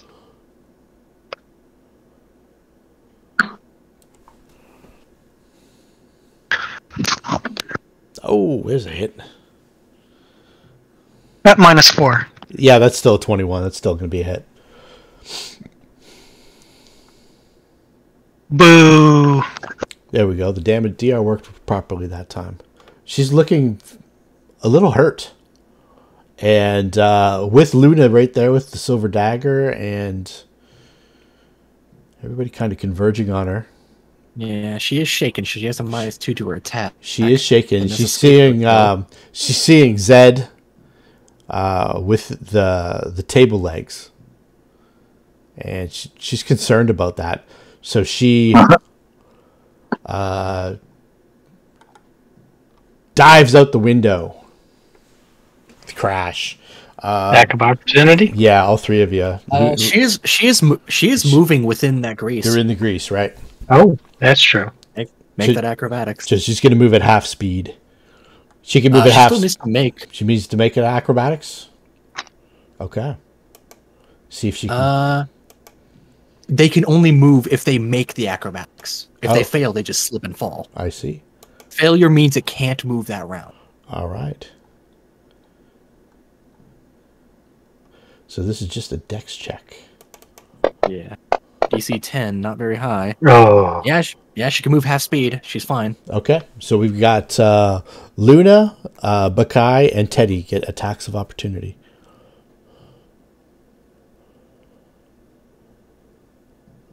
Oh, well. Oh. Does Teddy want to try?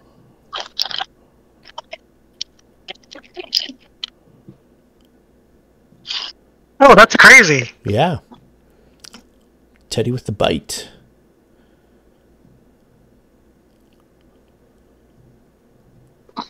She feels proud. 0. Yeah, well, that's... She thinks it's hurtful. Exactly. She bursts through the window and crashes to the ground outside. That's the... actually, it should be 5 feet less because of the impediment of the window and that...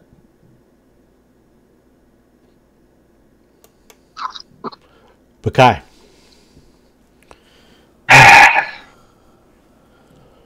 So half speed. I could still get out there, right? You would still need to make an acrobatics check to try and get through this. What is Bakai's acrobatics? My allies are not immune to my grease. And it's going for it. It's a just under 10-foot fall down to the street below. So there's damage for that too? There's damage for that, and there's the jagged glass. It's probably just the supernatural nature of this creature that protected her from a lot of harm from that. You want to say there's gargoyles dropping from the roof too? All right, then she's just going to race out. So 5, 15, 20, 25, 30. So 30 is here. And then 35, 45. I'm sorry, but the door is closed. Oh. I can. You know, but on my turn. she's gonna make it. Do your action point. Jump out the window and drop onto her.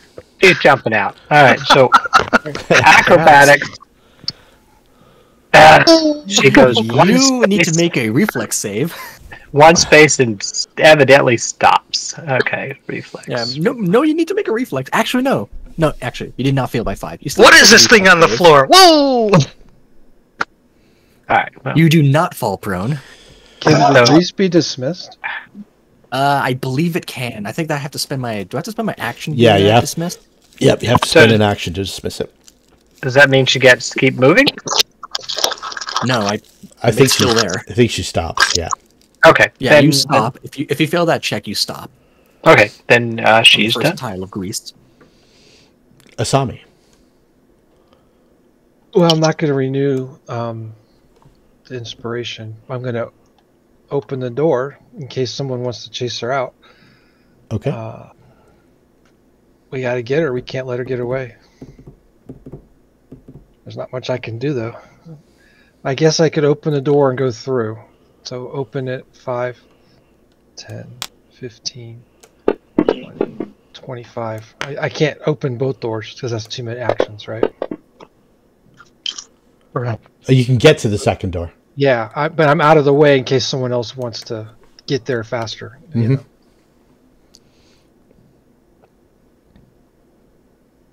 Teddy.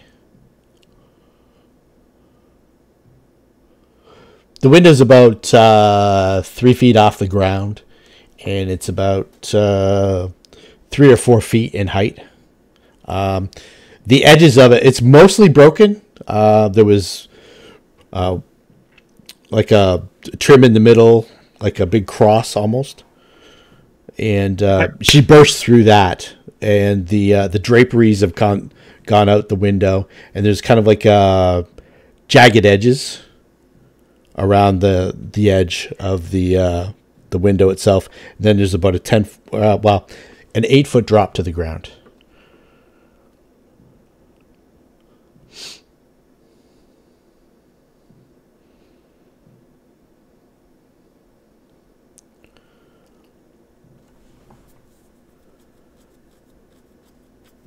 I'm going to. That's the start of my turn. 5, 10. I am going to stride on up to here with my full movement and use my action to dismiss. To basically dismiss this little thing of grease pointers or remove pointers. There we go. Okay. And yeah, I'm going to.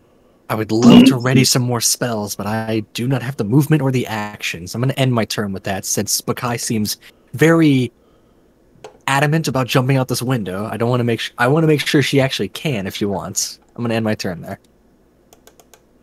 Okay. Let me before we do anything. Let me put prone because she landed on the ground prone. How much damage do you think I'll take going through the window? Probably D3, and then then there's a DC 10 acrobatics check to see if you take any damage from the fall. It's actually a 15. I'm looking at it right here. Oh, is it So DC 15? 1d6 for every 10, I believe. Also, if you deliberately jump, it's non-lethal damage.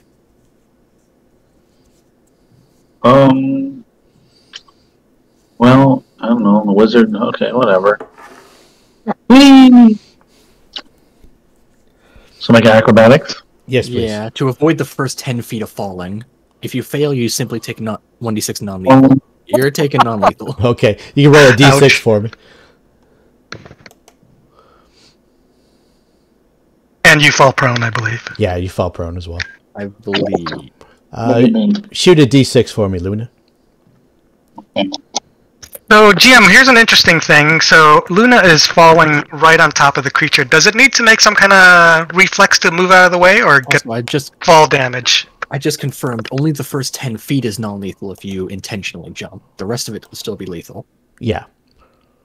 So, it's only 15 feet, so... Yeah. I thought you said 8 feet. Okay, you take a point of damage from cutting yourself on the side of the window, and a point of subdual damage or non-lethal damage from the fall. And so you land prone, and you guys are kind of in a tangle. You're both prone. A grappling wizard. Let's see here.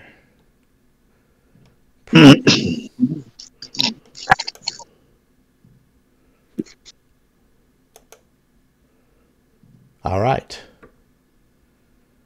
I'm running out the door and opening this one. That one is locked. Locked. Locked. It's the middle one that you guys came through. Well, crap. All right, so you try the door and it doesn't open. Here. 5, 10, 15, 20 to get there. It doesn't open. Is that an action, or could I continue to move? Yeah, I'll let you move a little. I'll let you move a little time. Is there a lock? Can I just unlock the damn door? Door? Yeah, you can just unlock the door. I unlock the door. Okay. It's got like a turn lock on the all inside. Right. I guess that's all I got, right? Yep. Yeah, that probably took the rest of your movement. Okay. All right, Doc. Doc goes to the window and looks down. Yep. What a mess! And attempts to climb. Are you going through the window carefully? Yeah. You just kind of. Do you want me to do what? Maybe like Stealth? like an acrobatics or something like that, just to avoid the glass. That good enough? That's good enough. Yeah. Okay, and then she, I think that's a good enough climb to go, how 15 feet you said? No, 8 feet. Just to get down 8 to the feet? ground, yeah. Alright, so basically that took a round. Okay. Alright. She stands up from prone. Luna, you get an attack of opportunity? She's also prone, I believe. Yeah, I've got prone on Luna. Okay.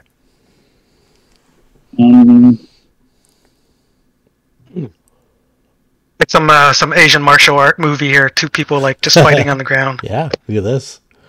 Look at this. Holy cow, holy cow! I am the crit commander. Confirmed crit. Holy shit. I am the crit commander.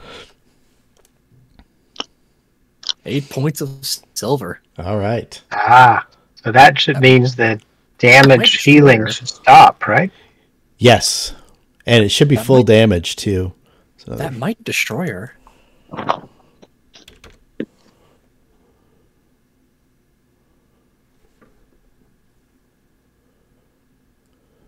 So as the dagger sinks into her flesh, with a hiss, she turns to mist. Nice. And just kind of coalesces into the fog.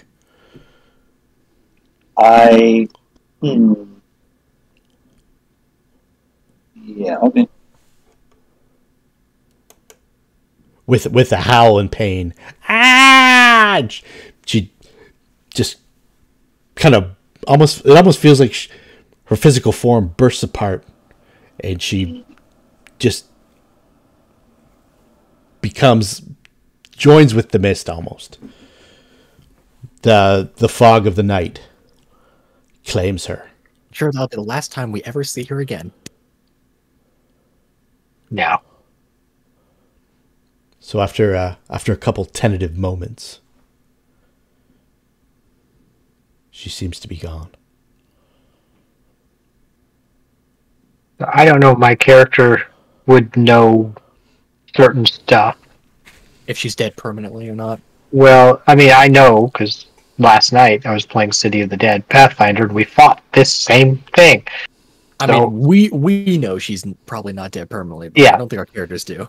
If my character doesn't know, then we'll do high fives and loot the place and see if we can't help the guy upstairs. Loot the place? Is that what you just said? No. This was a few times where we looted first, then killed the monster. I'm sure there's some nice silverware. Yeah, Arthur looking down there just comments, well, that could have gone much worse. Or better. Alright, well, you said there's a wounded Can't really man see how it could upstairs? have gotten better. I kept the scrolls. Naka will mention there's a possibly dying man upstairs. Anyone with medical expertise could take a look at him. Have Probably anybody the with you? person that told me the combination is safe through my mind. I bet. I say let's go and investigate. Yes, and let's see if we can't find where she made her domicile. He may have some good loot. Well, let's learn from this gentleman upstairs before we try to waste more time and find stuff that we might not uncover. Okay. He mentioned about there's a sorcerer that works for him, but we might have to see if we can bring him to and learn more about that as well. Agreed. So someone with a good heal check can go upstairs and do a little, and I can try to aid. Anybody have heal? Okay. No. All right, there's my +2. Nice. Match 20. Okay, with that heal check, if you guys are all pretty much upstairs, I don't know if anybody's anywhere else, but Yes. you can tell that he's fully under the effects of the drug, and it probably be a couple more hours before he's actually lucid. But the description of a person under the effect of this drug, which you now believe is the drug trance that's making its way through the Marsh district, where some of you make your abode.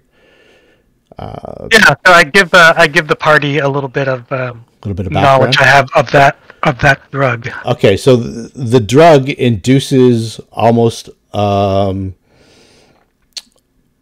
lucid dream that the person's asleep for. Eyes are open, you're seeing things, but you're unable to act. So he's unable to communicate with anybody. His eyes are open. And he's clearly going through something. He's reacting to things that are happening in his mind. He's not moving around or anything. It's almost like when you watch a dog dream. You know, they kind of twitch. Are there obvious bite marks on him anywhere? He has no obvious bite marks on him. Does he seem like he has the strength to whisper a reply if I message him? I'm not sure. Well, he did message us. Or I may as well try it with. Knock can tell you that he was actually lucid for a little bit of time before the drug took over. So if there's nothing, we can secure the place and wait out a couple of hours until he comes to. But you can try the message, Arthur. In the meantime, you can try different things. It's still the night of fear. We gotta rest somewhere before the right. night. We want to go outside and invite trouble. I'm going to just message him. Can you respond? Yes, I can hear you. I'm in a place of horrors. So we describe the effects to him so he can calm down a little bit of the drug. So that's why I'm asking whoever's doing the message would give him that at least. He's thinking it's real or something. Yeah, I'm basically gonna use message to relay what you tell him. What you tell me. You tell him. Okay. Hopefully he'll calm down, and we think it'll take a couple of hours. So many things around. So many things. They're everywhere. Try to stay calm, my friend, and in a couple of hours, hopefully you come out of it, and you're safe now, and hopefully we can help you. Okay. What you're seeing is just an illusion. There's nothing to fear about illusions. Okay. Somebody give me a diplomacy check. Is anybody particularly? I will aid. I'm good. I'm not trained, but I do have good charisma. Yeah, you do. I'll try it. 23. Okay, that has a very calming effect on him, and he seems to relax more. His eyes are still open, and you can kind of tell that he's still in this trance-like state. That Nock has seen people under the effects of this drug before, and it's strange. It's almost like they're there, but they're not there. It's almost like their mind's elsewhere, but their body and like physically they're here, but their mind seems to be elsewhere, and they're sort of unresponsive.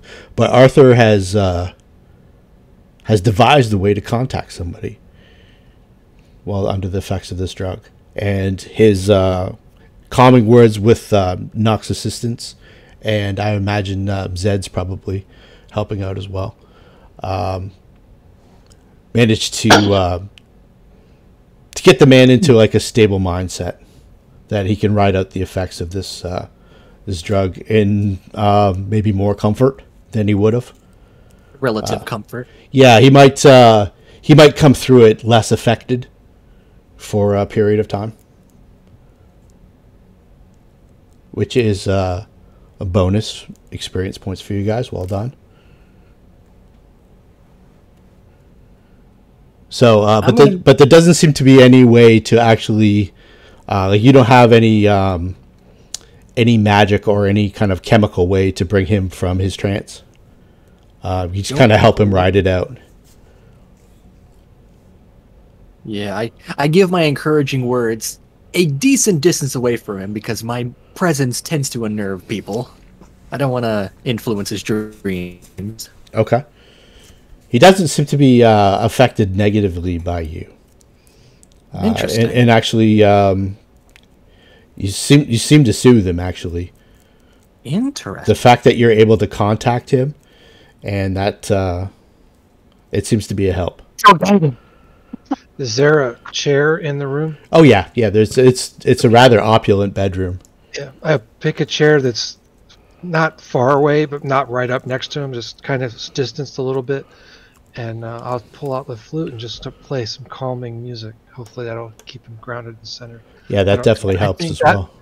It's not bad, but it'll be something fun to do. It's what I bring. So. From the library, are there like feel good stories I can find there? I could try just basically reading him a story to try to calm his mind. You guys have settled him down. His dream twitching and stuff has abated.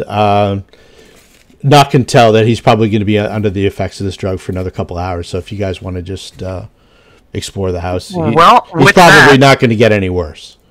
Yeah, with that, Nock's going to go around and just knock down all the drinks and dump out the wine.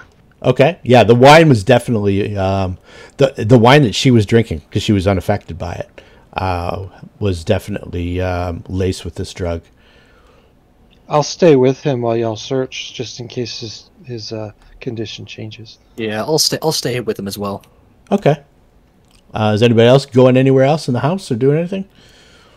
Detect magic everywhere. No, we're just gonna secure the house, and detect magic's probably a good idea. Yep. So we can rest for the night.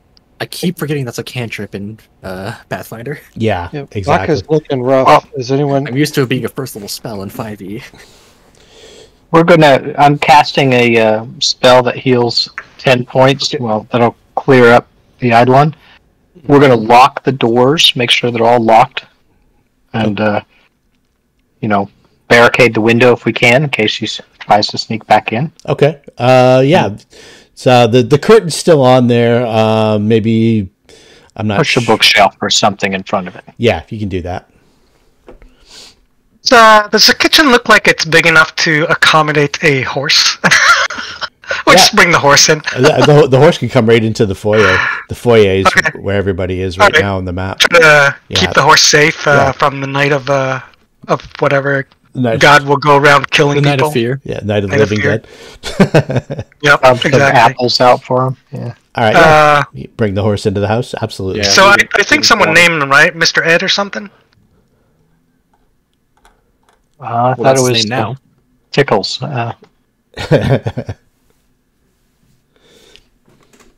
Then help search the place. We're using my flashlight of detect magic too. Okay. Let me give you the upstairs descriptions where you guys are now, and then I'll give you the bathroom on this map here. I try to locate that sorcerer. Is it Popo or something? Popoff. Close. Yep. Okay, so if you're... which floors do you want to do first? Probably the floor where you guys all were, right? Let's start from the bottom. We'll just work our way up. Okay. Yeah. So anyway, the rest of the second floor where you guys were, we'll start there, and then we'll go from wherever. The door to the north that was open. This large bathroom is extremely opulent, with a drain to the sewers and a water pump that can be used to fill the large tub. The fireplace in this chamber is used to heat the water in the tub. A pair of windows face the front and back of the house. Doesn't seem to be anything special about this other than probably haven't seen anything like this before unless you came from extreme wealth. Maybe didn't even know that this kind of stuff existed. It was a marble floor. It's almost like hot and cold running water in medieval times. The door to the south that was closed, it opens up if you choose to open there. It's just a well-appointed bed chamber. The furnitures are covered in white sheets, and it does not appear to be in use. Do you want to go up to the third floor or down to the first floor? That's all of the second floor. For a couple of hours, we're just gonna go all around the house. Okay, so unless if anyone objects for some reason. No, that's fine. Let's. I'll show you what the third floor looks like because we haven't seen that yet. You had mentioned the basement, right? Yeah, there's also a basement. Yep, we'll explore that as well. Yep, we'll get to all of it. The third floor looks like this. And if you go into the area to the north is another bed chamber that has covered sheets. The area to the it's used? Yeah, it's not in use. Okay. The opulent chamber is the third floor bathroom. Is even more richly appointed than the bathroom on the second floor with marble tiles and a raised tub. It also appears to see little use. And finally, the large chamber to the south. This bedroom, dusty and sheet covered, is large and opulently appointed. So it looks like there's a lot of living areas that aren't in use. But at one point, probably saw a lot of action. And there's still like all kinds of expensive furniture. Like the furniture of one of these rooms might equal a family's income for 10 years. That's the level of wealth that this gentleman seems to possess. The basement. No items thus far? Nothing that you see, nothing worth claiming or taking. There's nothing magical. Okay. This is really extremely expensive furniture, but... Yeah, it's too heavy. Although we have a horse. So let's get rid of...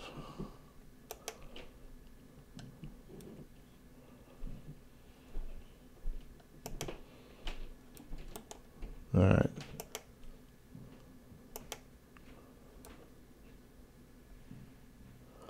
This one here, I have to put you all on the map.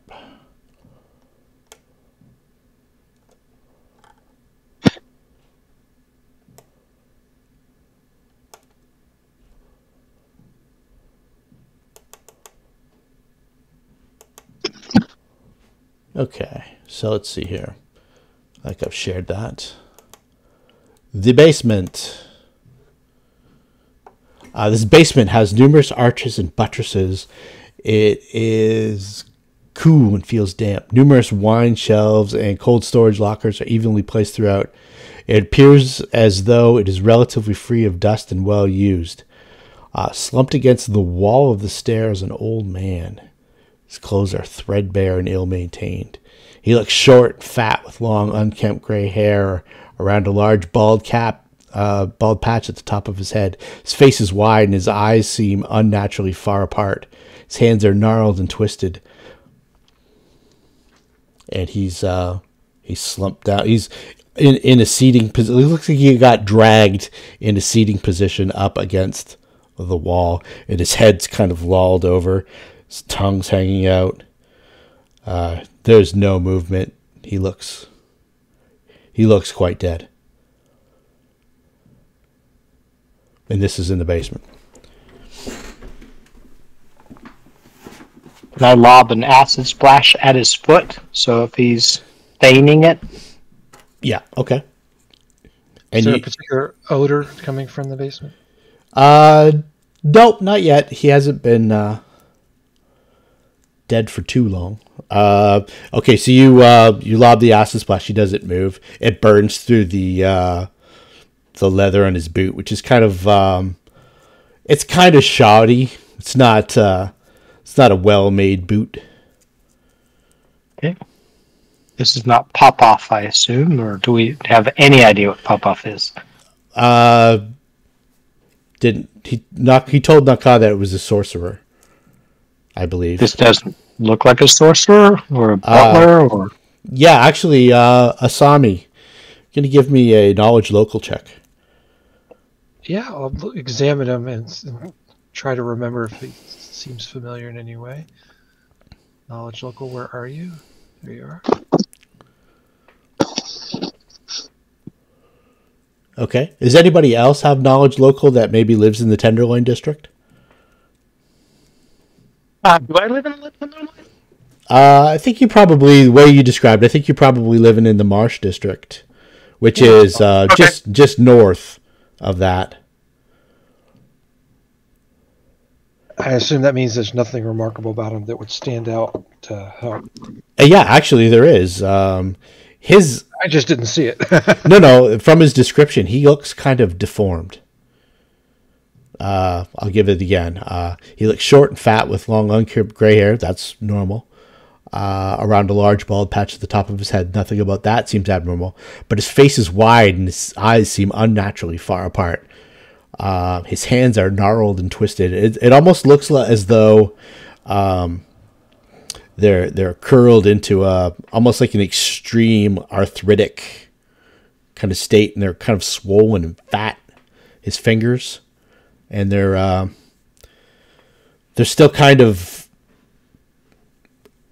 it seemed like they were kind of frozen in some kind of motion when he died, and and when rigor mortis has started to set in, they're even harder to maneuver if anyone's touching them. I don't know. Have they got anything in the hands? There is the traces of something,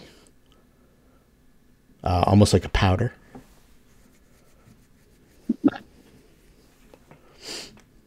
So he could be a sorcerer. Yeah, he could definitely be a sorcerer. He's got a belt pouch with some. If you guys could give me a knowledge arcana check. As a sorcerer, would I know that having an arcane pouch makes it less likely for him to be a sorcerer straight up? Yes. Okay. But he might be wizard. You just refer to as sorcerer. Yeah, a guild member sorcerer. Look at all these guys with knowledge arcana. Yeah, 12. Okay, Asami though. Asami's got a 20, and Oh, actually, I don't have it skilled, so forget my score. Yeah. oh, okay. With +7. No, that's Alex. So Oh, okay. forget the 8. Yeah. Ray. So Asami knows that this is probably a spell component pouch. Probably a wizard. Wizard. I'm guessing something went wrong because he's not moving.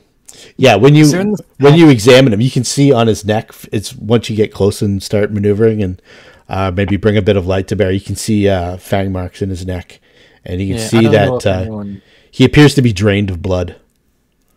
I don't remember if anyone tried, but I'm going to go ahead Detect magic, see if there's any residual magic still on his person. Yes, go ahead. All right. Make an Arcana check, do I? Please and thank you. Alrighty then. Looking for my skills. Yeah. There they are. 21. Okay, yeah, you can definitely see the residual effects of a mage armor. I assume that's the only spell that I detect on him. That is the only one currently that you detect on him. Yeah, no items, no other. And it looks like it's getting close to fading out. So you know so that he's been dead. That means he's been dead for several hours. Yeah, only for hours though. Mm-hmm. He's been recently killed. I suppose I can't tell what spell level, what caster level the thing was. Probably. He'd probably be 5th plus.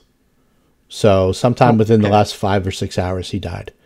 Yeah. If it's fading, he probably died within the past 5 hours. When did we encounter the lady? It was probably only about an hour and a half ago. Okay.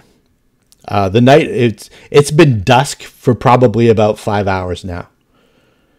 It's been nighttime probably for about 5 hours. It's probably just coming up to around midnight. In the next hour or so, it'll probably be midnight. If she did it, she would have been here and then had to have left and then had to baited somebody to bring her back here. Right? Yeah, I'm just trying to piece why. More than likely. Why the other guy? I mean, if she intercepted the sorcerer and then got into a carriage with the other guy, how are those two tied together? Potential threats, maybe. This person was a pretty decent spellcaster, stronger than I am.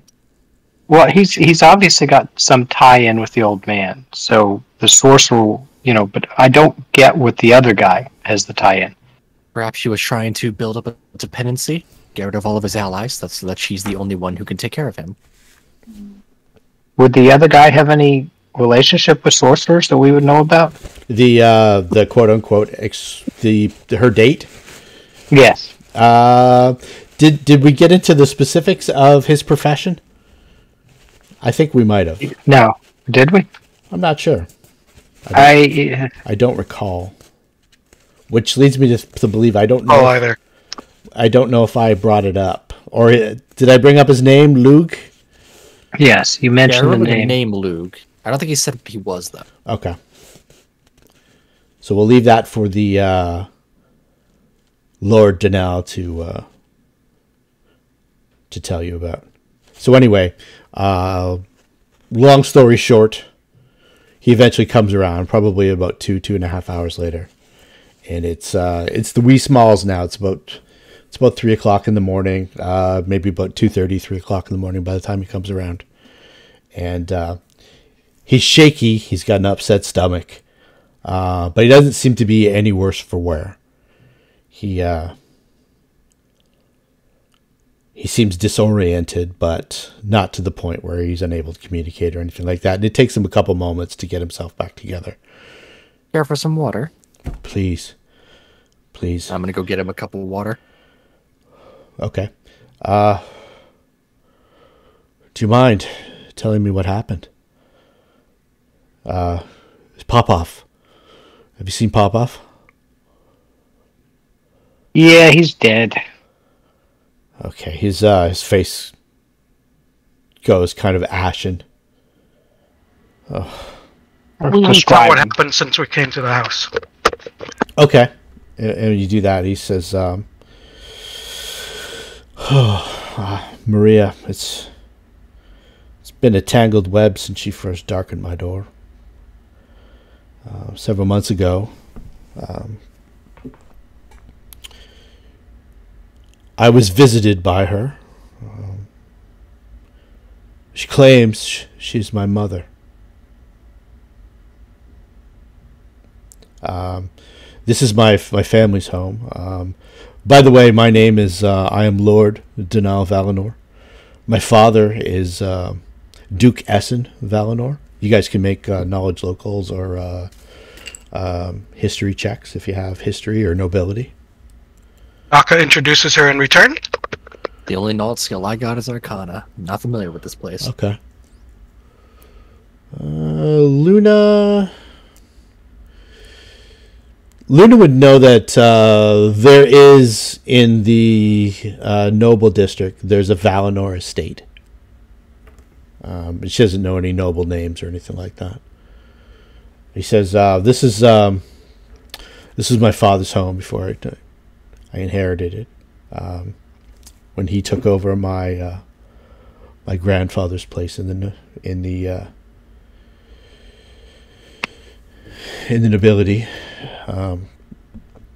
and I've made my way as a moneylender and quite on my own from that whole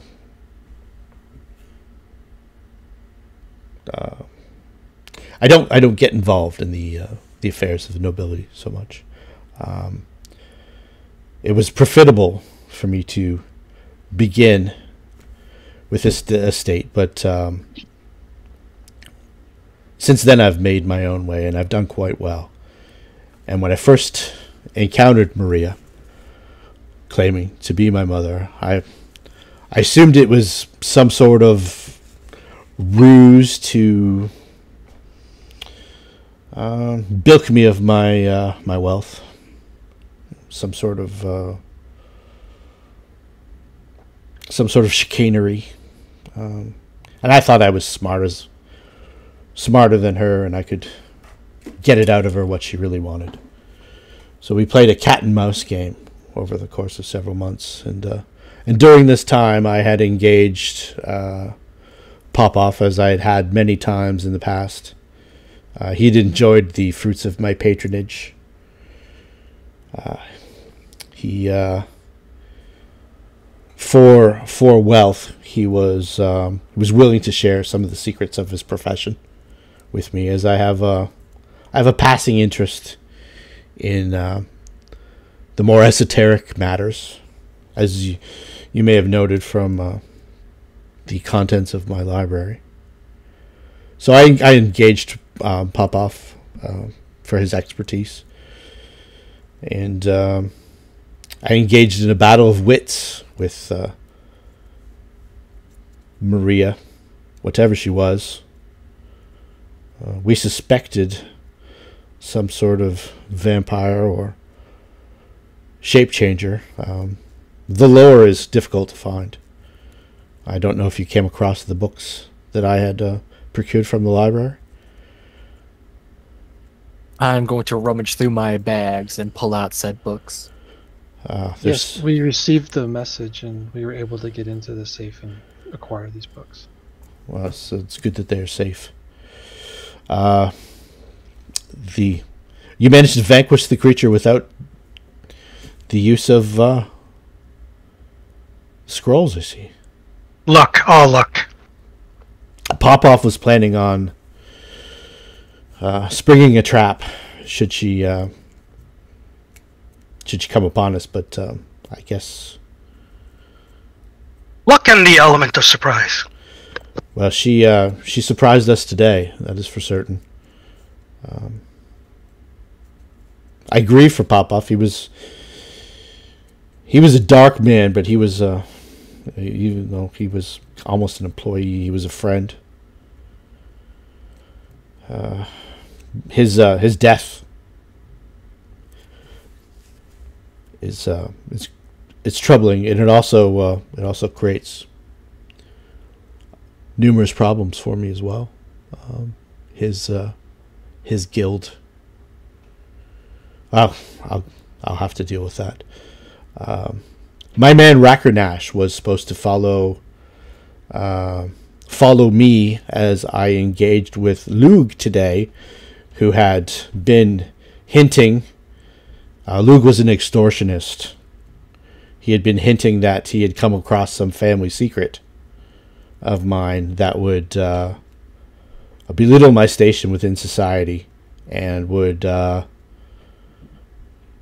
crush my father's position in the nobility. and he had been intimating that the information that he possessed was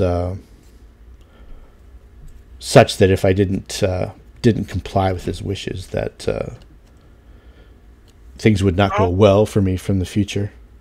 I don't think you have to worry about him anymore.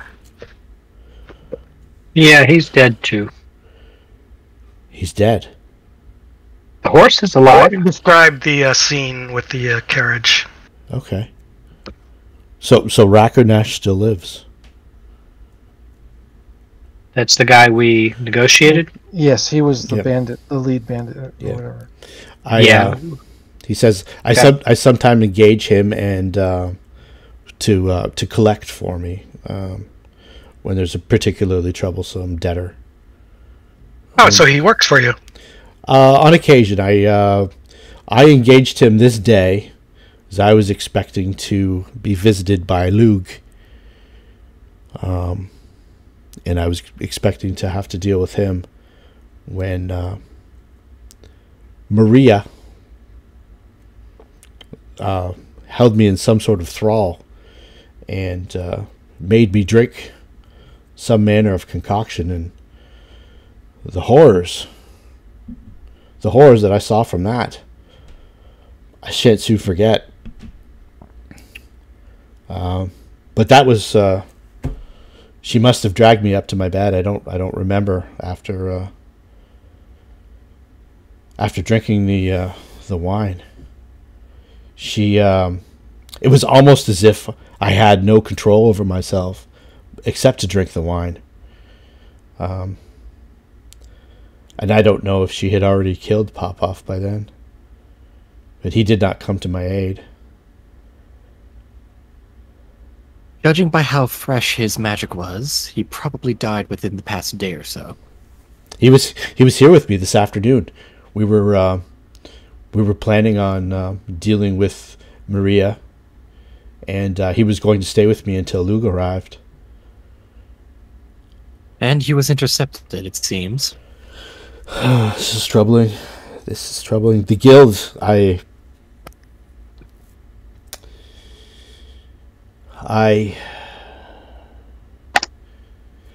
for his assistance in this matter, I had procured for him a book from the library that if I don't return, things will go very badly for me. Well, we can help. We can help you return the book.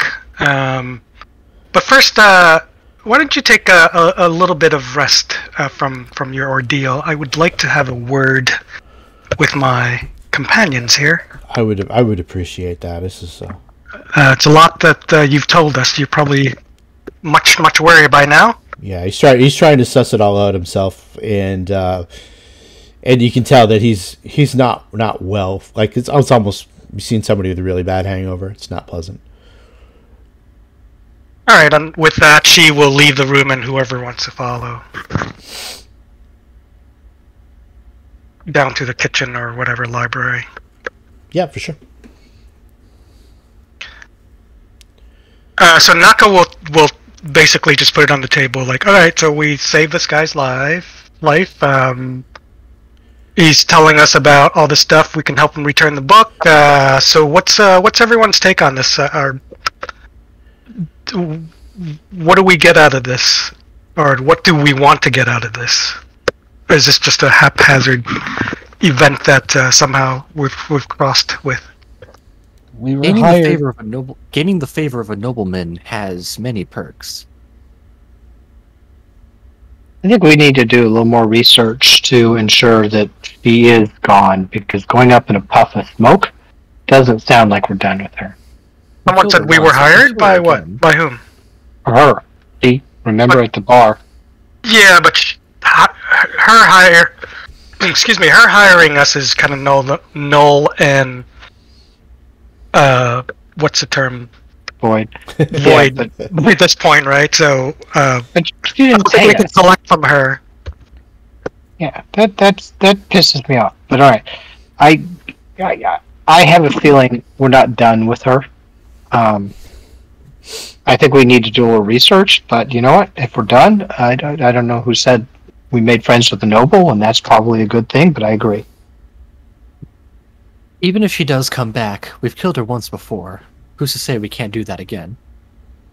Yeah, but if she comes back and gets a hold of this guy, he's got a lot of power and money. Well, I mean, we can warn him, and he can hire us to be full-time protector, but I don't think that's what we want to. That's not what I want to do. I don't want to be a bodyguard. Right, bodyguard. That's the word I want. Yeah, I'm not interested in being a bodyguard. We can tell him that, if she has reasons to go back and come back for him, and he needs to protect himself. But Nalka is like, rubbing her hands together. What kind of reward do you think this nobleman could provide us? As she kind of, you can tell her eyes are kind of coming up with ideas as she walks around the room and hopefully at the minimum we can keep the scrolls. They should be worth quite the pretty penny. And I would say let's hit the wine cellar and grab a few things, because I understand that rich people's wine is expensive. Now we're talking. Yes. But we still want to be on his good side, so we're not going to try to milk him or anything. All right, we'll leave the Reds. All right, who's good at talking about these little things? Go see what you can. What kind of deal you can come up with. My diplomacy is 4. I'm no diplomat, but I do have a bit of charisma to me. I'm sure whatever it is we ask him, he'll be amenable. The fact that we saved his life, and we've been in. I would recommend that we start off small. We should definitely build trust with him. Well, we can ask him and see what he'll tell us. Let's not be forward and ask him. I mean, directly ask him what we want. Let's just throw it out there and see what he think his life is worth after we saved it. Well, let's make him a nice breakfast, and we'll chat over breakfast. Somebody could do that. I'm no housewife. I still don't recommend immediately asking him for tons of rewards. We should definitely try to build a relation with him. Try to gain rewards over time. I don't really care. I don't care about blatantly asking for things. I mean, we keep the stuff we have. We turn his book in. Let's make him some breakfast, and if he offers, we're good.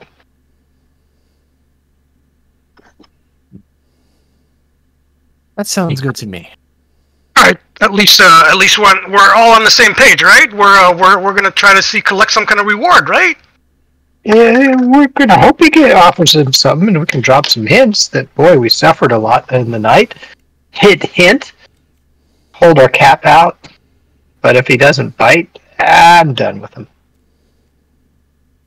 He could probably reward us something that we would view as a lot, but would be a pittance to him. And that would be good for both, right? I mean, we got the horse. We got a silver dagger. We've got horse. The horse downstairs eating apples off of his fine person.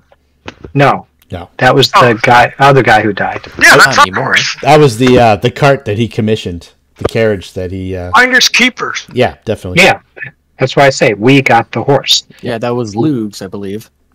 It was actually the Luke's driver.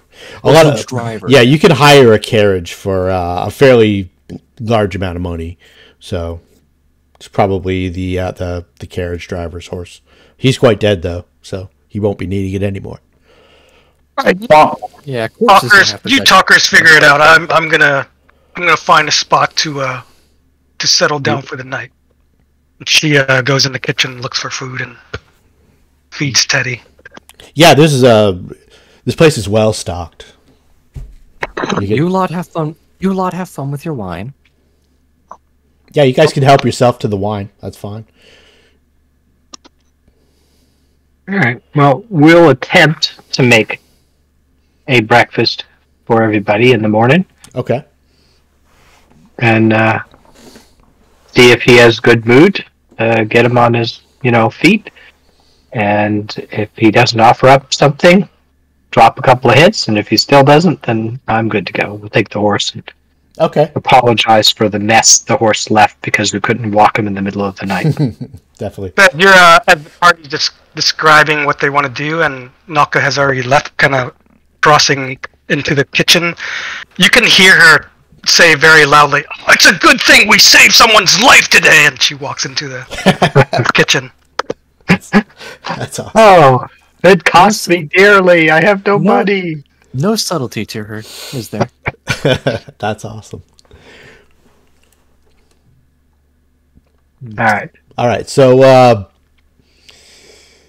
so he's up and around now. It's the middle of the night, but that's fine. He's up and around, and good lord, He's been sleeping all day. He can rest. Oh, okay. All right. So in the morning, then you guys will all get some rest and stuff like that. We get some shut eye. Yeah, we've been up for a while. Yeah. In the morning, when he tries to make his way downstairs to get another glass of maybe wine or water, just to wash the effects of last night away, he sees the horse in the foyer. It says, "Good heavens! Good party." Is there smells good food coming? Oh, okay. I thought you meant the other smells from the horse. Yeah, well, Yeah, we're I'm hoping sure at this to point there's a I stable hope the smell. smells are drowned away. Yeah. So there's if you guys are making food, he's trying to get himself together. But yeah, once you finally address it with him, is there a way that you want to maybe put it, or? Wait, yeah. did you have him make the perception check, see if he heard that very loud? Oh yeah, for sure. All right.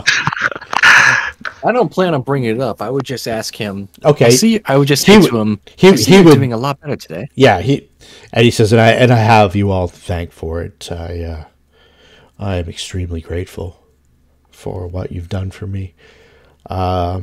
It's the kind. If he says that, as soon as he says, "I'm extremely grateful," I say, "Oh, that's very kind of you. I mean, a reward is welcome, but it's not necessary. But if you insist." Oh, I do indeed. I was I'm in the vault. I had 200 gold rooks. I was preparing to use to pay off Lug. Should it have come to that, consider that yours. I'm not sure if anyone in your we'll call it a band. I don't know if you've worked together or how you came upon Maria or anything like that, but how you came to be in my home last night. But if any of you are before I go any further, are any of you in the Guild of Sorcerers? I must know. And he gets a little more forceful. That is a very good question. Well, I trained somewhere, right? I would say your skill and Remember, mine was kind of because I'm not very good at what I do. yeah, your skill and Arthur's are more of a natural talent. Okay. Whereas somebody like Luna would have to have had some sort of magical training. So I don't know if Luna has any. She's definitely not a member of the guild, but I don't know if she has any guild affiliations.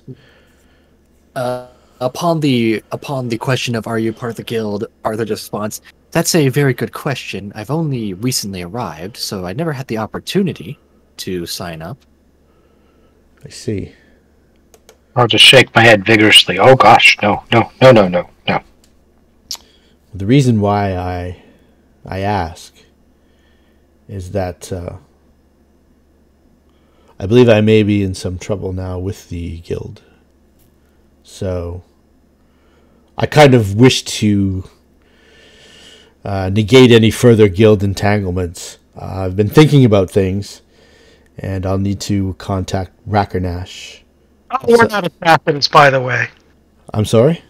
We're not assassins. Are you asking us to kill somebody in the guild? No, definitely not. I'm just saying that I don't want. Oh, okay. I thought you said you wanted to get out of entanglement. Maybe you're.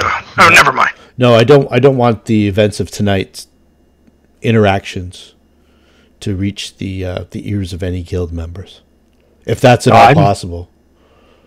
I'm Maka willing looks to be around quiet. and shrugs her shoulders. To ensure that this is not the case, I invite you to take those 2 magical scrolls and do with it as you will. Worth a king's ransom. I don't know if you. What are they? I don't know if you were Down to able the to comprehend stealth. the magics on them, but they're quite powerful. Oh, what are they? Yeah, I'm wondering until the lady is absolutely dealt with if it's worth selling. So you had mentioned in a message to somebody that she fears something. The magic on those scrolls and the dagger and the collection of the books. I wasn't certain if she was some sort of shape changer. If you have time to read through those books, I do need to return them to the library in a week or so. But if you have time to read through them, there's all manner of creatures that are fearful of silver and able to take other shapes. Well, what would she be fearful of the scroll? What does the scroll do? The scroll one, Magic jar. the most powerful one, will summon an entity from elsewhere. I see. Popoff was fearful of controlling the entity once he brought it, so he had procured from one of his sorceress brethren, at great expense to me, I might add, a protection for us. That is the other scroll. And So if you spent great expense on these, if we just gave them to you, is there a way we could get half value and be on our way? I'd be willing just to give them to you. Half value and be on our way? If you prefer the gold, yes, absolutely. I could. I mean- it is my business to procure items and relics such as this. So if you'd prefer the wealth, but I was thinking perhaps some sort of patronage. I employ you for certain tasks, like perhaps procuring the other book that I had loaned to Popoff, the Ebon Grimoire. But it wasn't returning a book for him, but procuring one. It is in his. I believe it's in his home. Well, we need to return the library books. Yeah. But it sounds like he's got something else, and I'm in. Okay. So the long and the short of it is, he had borrowed a book from the library, which he had loaned to Popoff. And Popoff in his home has this book that Lord Danao wants to get back so he can return it to the library. Sounds like a fun read. Got it. Yeah, it's he doesn't know a lot about it. And He says to you guys, if you'll join me for dinner this evening, I'll explain all the details. of course. I will. Okay. Most appreciative. Of course. If I were to send a carriage, where should I send it to? Where Oh, can I'm happy to stay here and take a nice long bath. Oren's going to be in here. He's going to be cleaning. I have Overstay. I need to go. I have I have a meeting with I have to deal with Popoff. All right. I'll be sending for Rakunesh. And have you been to Pop-Pop's place? I know where he lives. I can give you details this evening. Did you manage to secure his key? You told me you saw his body, but Naka looks around. We didn't really feel the need to loot the dead. I see. Okay, I will have. I will see if he has it on him later on today. But yeah, I've got many things to see to. I have to repair that window. I have to. So you have no need for his body anymore? I don't wish anyone to ever see his body again. I don't want any guild entanglements. Okay. I'm sorting through the details in my head now. I will have a solid plan in place by this evening. All right. Sounds good. And you can see that the sun is up and people are starting to move about the city. Well, I'm heading back to what is the inn that we're staying? The Last Chance Gaming The House. last chance.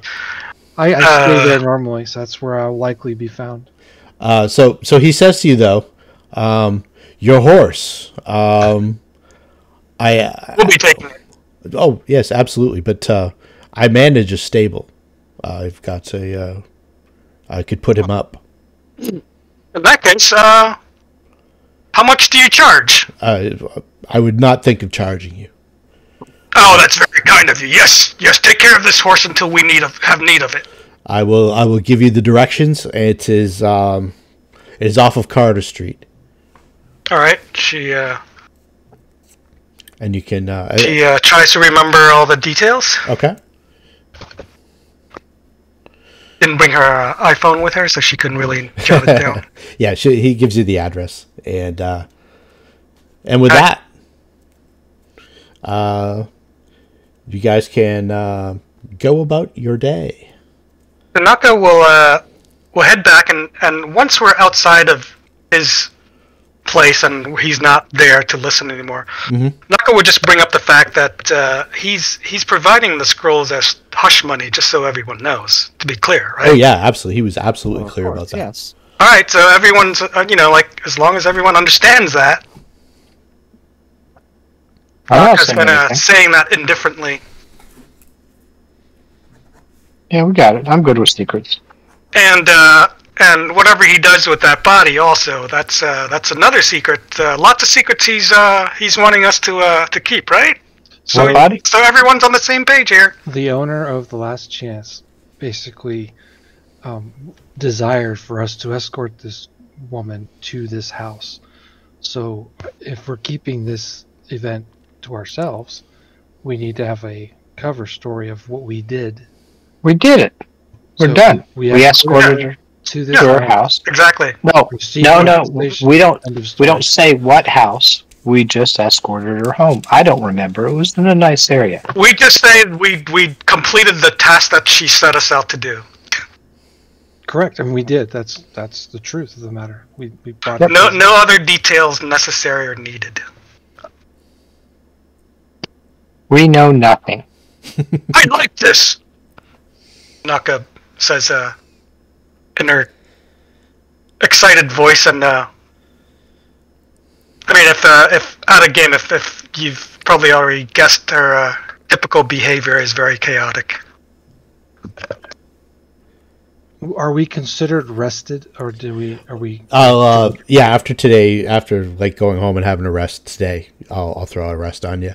I'll also give you your experience points and such, and then I'll update that. And I don't think that will actually get you to level 2, but it'll get you fairly close. And know something. I'm assuming you told Lord Danelle where to send the carriage for tonight's meeting, so he could pick you guys up. Okay. Well, I remember telling him that I reside at the Last Chance. We'll all be there. Okay. Yeah. All right. So 1 hour after sundown, that was he thanks you again and exchange that information, and then you guys had that conversation afterwards. Out of chat. Do we have time to farm some XP by killing some Slayers? It's no, I'm just kidding. I don't exactly think we're hostile with the Slayers right now. Actually, maybe not. You did. I feel like we're pretty neutral right now. Yeah, exactly. They're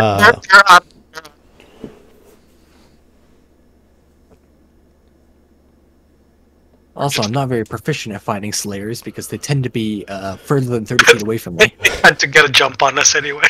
We could kill on high roofs. Right, we could kill our horse.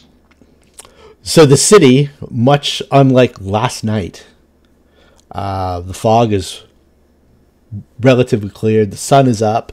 People are going about their day, and the city literally comes to life. And as you guys make your way back home, we'll leave it at that for the night. and then we'll pick it up here in 2 weeks. All right, sounds good. 19. All right. It wasn't as bad as we thought, right, everybody? Or maybe we completely lucked out. I'm glad we were able to keep those scrolls. Yeah, that was neat. I didn't anticipate that. When I was planning to use the scrolls if something really bad happened, I'd bite the bullet and use them. Yeah, we know the value because wouldn't mind kind of pre-planning a few purchases. I believe the Summon Monster 6 is worth like 1,000 or so relics. Yeah, it's 1,650 relics. So, with stuff like that, this isn't something that you just cruise into a store, put it on. Exactly. Yeah, that's an adventure on you need to talk to some fences here. Yeah, this moving something like this is an adventure in and of itself. Yeah. So it's this is an extremely valuable item. The Scroll of Magic Circle Against Evil is a pretty valuable item. 3,000. Even that is questionable, right? Yeah. With the price tag on it. Yeah, anything over 1,000 gold pieces in old D&D at this point. Yeah. That scroll's a little more workable. That wouldn't be a major adventure, but the Summon Monster 6 definitely would be an adventure in and of itself to find lots a of buy. attention. Yeah, exactly. Did we divide the coin out? Yeah, you could definitely divide the coin out. Let me... Yeah, it'd be 40 each. So the Summon 6, at some point in my life, I can cast that. But I'm guessing any of the arcanes can.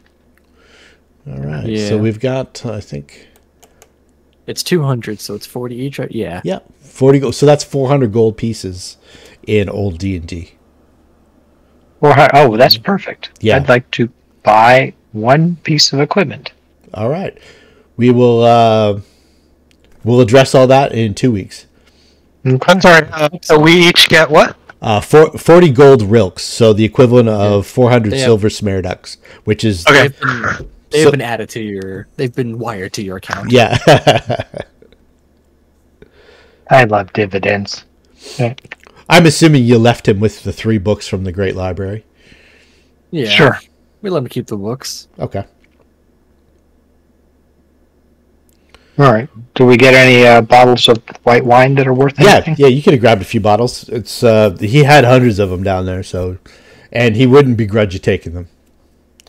Not that he would even probably know. I mean, Maria was down there.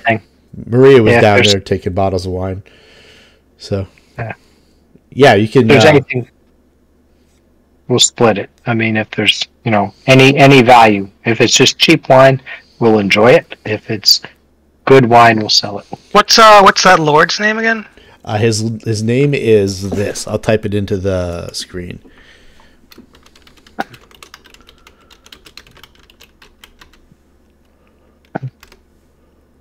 Lord Danal Valinor. And you guys can ask around and stuff like that as well about him. All right. These are things that we can do in chat on the Discord, or you can save it for roleplay for 2 weeks time. I'm good for now. All right. Yeah. How do we rest up? I'll take care of all that. Okay. All right. Excellent. See you in 2 weeks. See you in 2 weeks. All right, great. Thanks a lot. You're welcome. I believe there is XP that needs to be. Yep, I'm gonna get to all that in a bit of time. Yeah. Okay. That's all right. Have a good night, everybody. Good night. When I post the next schedule, I'll update you on your XP rewards and stuff like that.